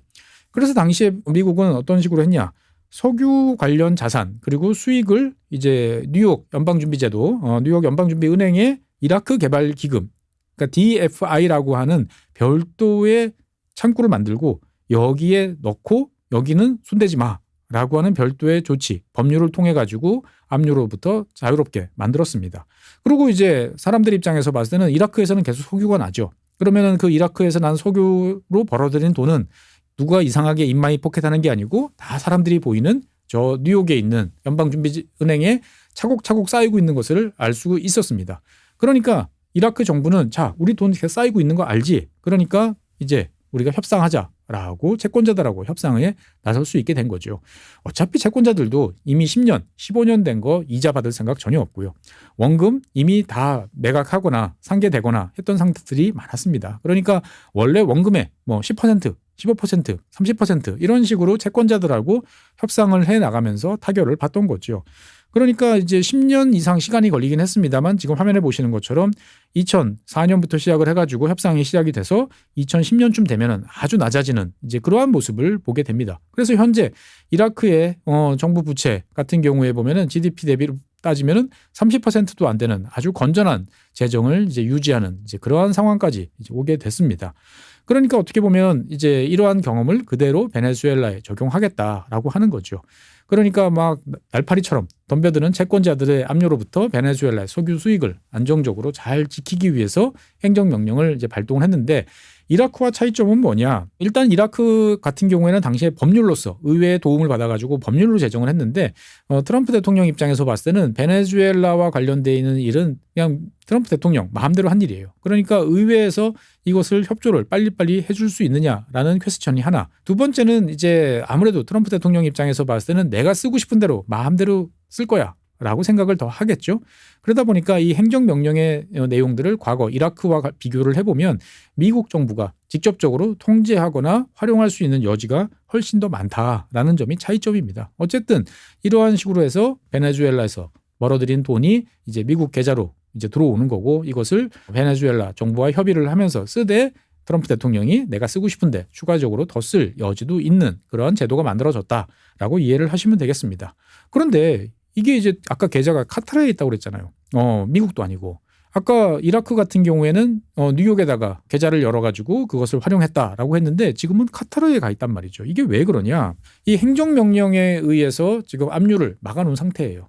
그런데 문제는 이 행정명령이 만능 방패는 아니죠. 만능 실드는 아니에요. 그러니까 이거를 깰 수 있는 무기가 있어요. 뭐냐. 지금 미국이 갖고 있는 법률 중에서 테러 위험 보험법이라는 TRIA라는 이제 법률이 있습니다. 이 법률은 자관 테러 집단에 의해서 피해를 받거나 내가 손해를 봤다라고 생각하는 사람들이 테러 단체의 자산이라든지 수익에 대해서 압류할 수 있도록 권한을 부여해주는 법률입니다. 그러니까 이제 이 그동안에 미국은 마두로 대통령에 대해서 테러 집단, 테러리스트 이렇게 이제 간주를 해 왔습니다. 그러니까 그리고 많은 이제 고문 그리고 뭐 추방 여러 가지 나쁜 일들을 많이 했죠. 여기에 대한 피해자들이 많습니다. 이 사람들은 이 법에 따르면 미국에 대해서 요구를 할 수가 있어요. 나는 테러 단체로부터 지금 여러 가지 피해를 봤으니까 테러 집단이 보유한 자산에 대해서 내가 압류를 걸 거야 라고 이야기를 할 수가 있는 거죠. 그래서 이 행정명령보다 이 법률이 더 위에 있기 때문에 이걸 걸고 나면 트럼프 대통령의 행정명령이 구멍이 숭숭 나게 됩니다. 그러다 보니까 당연히 이 법에 대해서 적용을 하고 판결을 내리는 것은 미국이죠. 그러니까 미국 법원의 관할권에서 돈이 있으면 안 되는 상황이 또 만들어집니다. 그러니까 트럼프 대통령과 미국 행정부는 베네수엘라에서 벌어들이는 수익이 미국의 통제하에는 있으나 미국 법원의 관할에서는 벗어난 그러한 지역을 찾아야 된다라는 생각을 하게 됐던 것이고 그것이 카타르다라고 보면 되겠습니다. 이 지구본 연구소에서 카타르와 관련돼서 여러 번 이야기를 했습니다만 카타르는 모든 나라와 친구가 될 수 있는 그러한 나라죠. 그래서 미국 군 기지 옆에 이제 탈레반 대표부도 있고 그다음에 뭐 여러 테러 단체들도 같이 있는 그러한 나라가 이제 카타르입니다. 실제로 미국 같은 경우에는 2021년에 아프가니스탄 급격히 이제 철수를 했죠. 그리고 탈레반이 장악을 했습니다. 당시에 이제 탈레반이 이제 장악을 한 상태에서 미국은 이전에 아프간 정부가 뉴욕에 보관하고 있던 자산들을 지키기 위해서 이 자산들을 민간 신탁 플러스 이제 BIS 그러니까 스위스에 있는 이런 곳으로 이제 옮겨놨어요. 그래서 어떻게 보면은 이제 과거의 경험이 있는 거죠. 뉴욕에 있으면 이게 이상하게 복잡한 일이 벌어질 수 있다라는 것을 과거의 경험으로 알고 있습니다. 그래서 이것이 가장 안전하게 보관되고 미국도 익숙하고 그리고 신뢰할 수 있는 계좌를 쫓아가면 어디냐? 카타르다라는 거죠. 잘 아시는 것처럼 이란 같은 경우에도 우리나라에 많은 원유를 수출했습니다만 그 수출 대금을 달러로 가져갈 수가 없었죠. 그래서 우리나라에 원화로 이거를 쌓아놓고 자기들이 필요한 것들을 지정을 해가지고 우리나라가 수출하는 이제 그러한 형태로 유지를 했는데 이러다가 이제 그나마도 막힌 상황이 됐었죠. 그러다가 몇 년 전에 이란에 억류돼 있는 인질을 석방하는 대가로 우리나라에 보관돼 있던 석유 판매 대금이 카타르로 넘어가서 카타르에서 좌우간 미국과 이란이 협의해서 지출을 하는 이제 이러한 형태로 바뀌는 상황이 됐습니다. 그러니까 이제 미국 입장에서 봤을 때는 그러한 전력이 있는 거예요. 어차피 신뢰할 수 있는 국가였고, 그리고 미국의 어떤 요구사항에 대해서 솔루션들을 만들어주면서 그러면서도 미국의 이익에 반하지 않는 신뢰할 수 있는 중개자가 카타르. 그리고 카타르는 어떻게 보면 국제금융과 밀접하게 연관이 돼 있지만 또 나름대로의 방식으로 또 분리가 돼 있는 또 그러한 장점들이 있습니다. 그러다 보니까 미국 입장에서 봤을 때는 일단 카타르의 계좌로 갖다 놓고 상황을 보자라고 이야기를 하는 거죠. 그러니까 어떻든 뭐 이러한 페이스대로 차근차근 진행이 되면 원체 베네수엘라 갖고 있는 원유가 많다 보니까 제대로 생산이 되고 이것이 이제 미국 통제 하에서 베네수엘라 국민들 그리고 베네수엘라 재건에 의해서 쓰인다라고 생각하면 뭐 나쁘진 않을 것 같다. 라는 생각이 드는 거죠. 언제까지 이런 시스템이 될지는 모르겠습니다만 자관 현재 상태는 이렇고요. 그러다 보니까 이제 베네수엘라에서 내부적으로는 안정을 찾았다라고 말씀드리겠고요. 하지만 이 한 달 사이에 점점 문제가 심각해지고 있는 나라는 바로 쿠바다라고 볼 수가 있겠습니다. 지금 화면에 보시면 이제 쿠바 하바나에 이제 입항하는 화물선 유조선이죠. 모습이 보이는데 마지막 석유류 제품이 유입이 됐던 거예요. 그리고 지금 없습니다. 그러다 보니까 현재 베네수엘라에서 원유 수출은 미국에 의해서 완벽하게 통제가 돼 있으니까 쿠바로 가지 못합니다. 그리고 남아 있는 것은 지난번에 말씀드린 것처럼 멕시코가 이 쿠바에 대해서 공급을 해줬는데 지금 미국이 쿠바에 대해서 그렇게 공급하면 너희 관세 100%라고 이야기를 하니까 올해 USMCA 북미 자유무역에 대해서 미국과 협상을 해야 되는 멕시코 입장에서 봤을 때는 당연히 쿠바를 지원해 줄 수가 이제 없는 이제 그러한 상황입니다. 그래서 예정돼 있던 쿠바로 가야 됐던 석유류 수출을 다 중단을 한 상태입니다. 그러니까 이제 이 쿠바 같은 경우에는 올해 지금 현재까지 수입된 전체 양이 8만 5천 배럴밖에 안 돼요. 한 달 좀 넘었는데. 원래 쿠바가 하루에 필요한 것이 3만 7천 배럴이에요. 그러니까 올해 수입한 양은 이틀치. 그래서 전문 기관들의 분석에 따르면 쿠바가 지금 국내에 보유하고 있는 석유류 제품은 한 46만 배럴 정도 됩니다. 그리고 올해 수입한 게 8만 5천 배럴 정도 되는 거예요. 그래서 이것들을 생각을 해보면 최대 한 20일 정도를 사용할 수 있는 분량이다라고 지금 생각을 합니다. 그러니까 2월 초 기준으로 20일, 그러니까 2월 20일, 늦어도 2월 25일쯤 되면 쿠바에는 이제 원유, 석유류 다 하나도 없는 이제 그러한 상황이 될 것이다라는 점이죠. 당연히 이제 그런 와중에 제일 문제는 이제 지난번에 말씀드렸던 발전용 연료입니다. 지금 발전용 이제 연료가 마지막으로 쿠바에 도착했던 것은 지난 11월 달이 이제 마지막이었어요. 그러니까 발전을 위한 연료는 이미 이제 없다라고 이제 볼 수가 있겠습니다. 그래서 지금 화면에 보시면 지금 쿠바로 향하던 원유가 지금 2026년에 대해서는 거의 없는 거죠. 그러니까 어떻게 보면 완벽한 봉쇄 상황에 나 있고 쿠바로서는 절대절명의 위기 상황에 직면하고 있다라고 볼 수가 있겠습니다. 과거 같으면 이런 상황에서 베네수엘라를 비롯한 여러 나라들이 도와줬죠. 그래서 러시아 또는 저 북아프리카의 알제리 이런 나라들이 조금씩 도와줬었습니다. 하지만 러시아에서 원유를 공급해 준 것은 작년 10월 달이 마지막이었고요. 알제리 같은 경우는 작년 2월 달이 이제 마지막입니다. 그러니까 지금 미국이 이제 쿠바를 말려 죽이겠다라고 생각을 하고 베네수엘라라는 어떻게 보면은 결정적인 이 문을 걸어 잠근 상태에서 쿠바로서는 지금 이제 더 큰 위기를 맞이하고 있다라고 볼 수가 있겠습니다. 물론 미국의 이런 조치에 대해서 러시아는 겉으로 쿠바에 대한 에너지 그리고 재정 지원을 계속 이어갈 것이다 라고 하는 원칙을 밝혔습니다만 글쎄요. 과연 행동에 나설 수 있을까요? 그러니까 어떻게 보면 이제 1월 3일 마두로 대통령이 체포된 이후에 한 달이 지났고 베네수엘라는 나름대로의 방식으로 지금 아슬아슬한 줄타기를 하면서 다음 스테이지로 넘어가고 있는데 위기는 베네수엘라가 아니고 쿠바에서 점점 거세지고 아마 2월 말 3월이 되면 쿠바에서 어떤 큰일이 벌어져도 이상치 않을 그런 상황이 조성되고 있다라고 말씀드리겠습니다. 어쨌든 우리가 마두로 대통령 체포 이후에 베네수엘라 그리고 국제 질서와 관련된 여러 가지 많은 우려를 했는데 생각보다는 잘 넘어가고 있다. 그리고 다른 한편으로 보면 미국이라는 나라는 더 이상 민주주의 그리고 독재자 타도 여기는 관심이 없고 상황을 안정적으로 잘 관리하면서 친미와 관련돼 있는 미국과 잘 지내는 그리고 미국의 뜻을 잘 따르는 그러한 쪽으로만 바뀐다 그러면 누가 통치하든 노 프라브룸을 외치는 그런 정책으로 바뀌었다라는 것을 지난 한 달 동안의 경험이 보여주고 있다고 정리해 볼 수 있겠습니다. 네, 시간은 빨리 흘러서 마두로 대통령이 체포된 지 벌써 한 달이고 미국과 베네수엘라는 나름대로의 방식으로 변화하고 있다라는 이야기 전해드렸습니다. 뭐 쿠바든 아니면 카리브의 다른 지역이 이야기든 정리되는 대로 다시 말씀드리도록 하겠습니다. 네, 오늘 준비한 사항은 여기까지입니다. 대단히 감사합니다.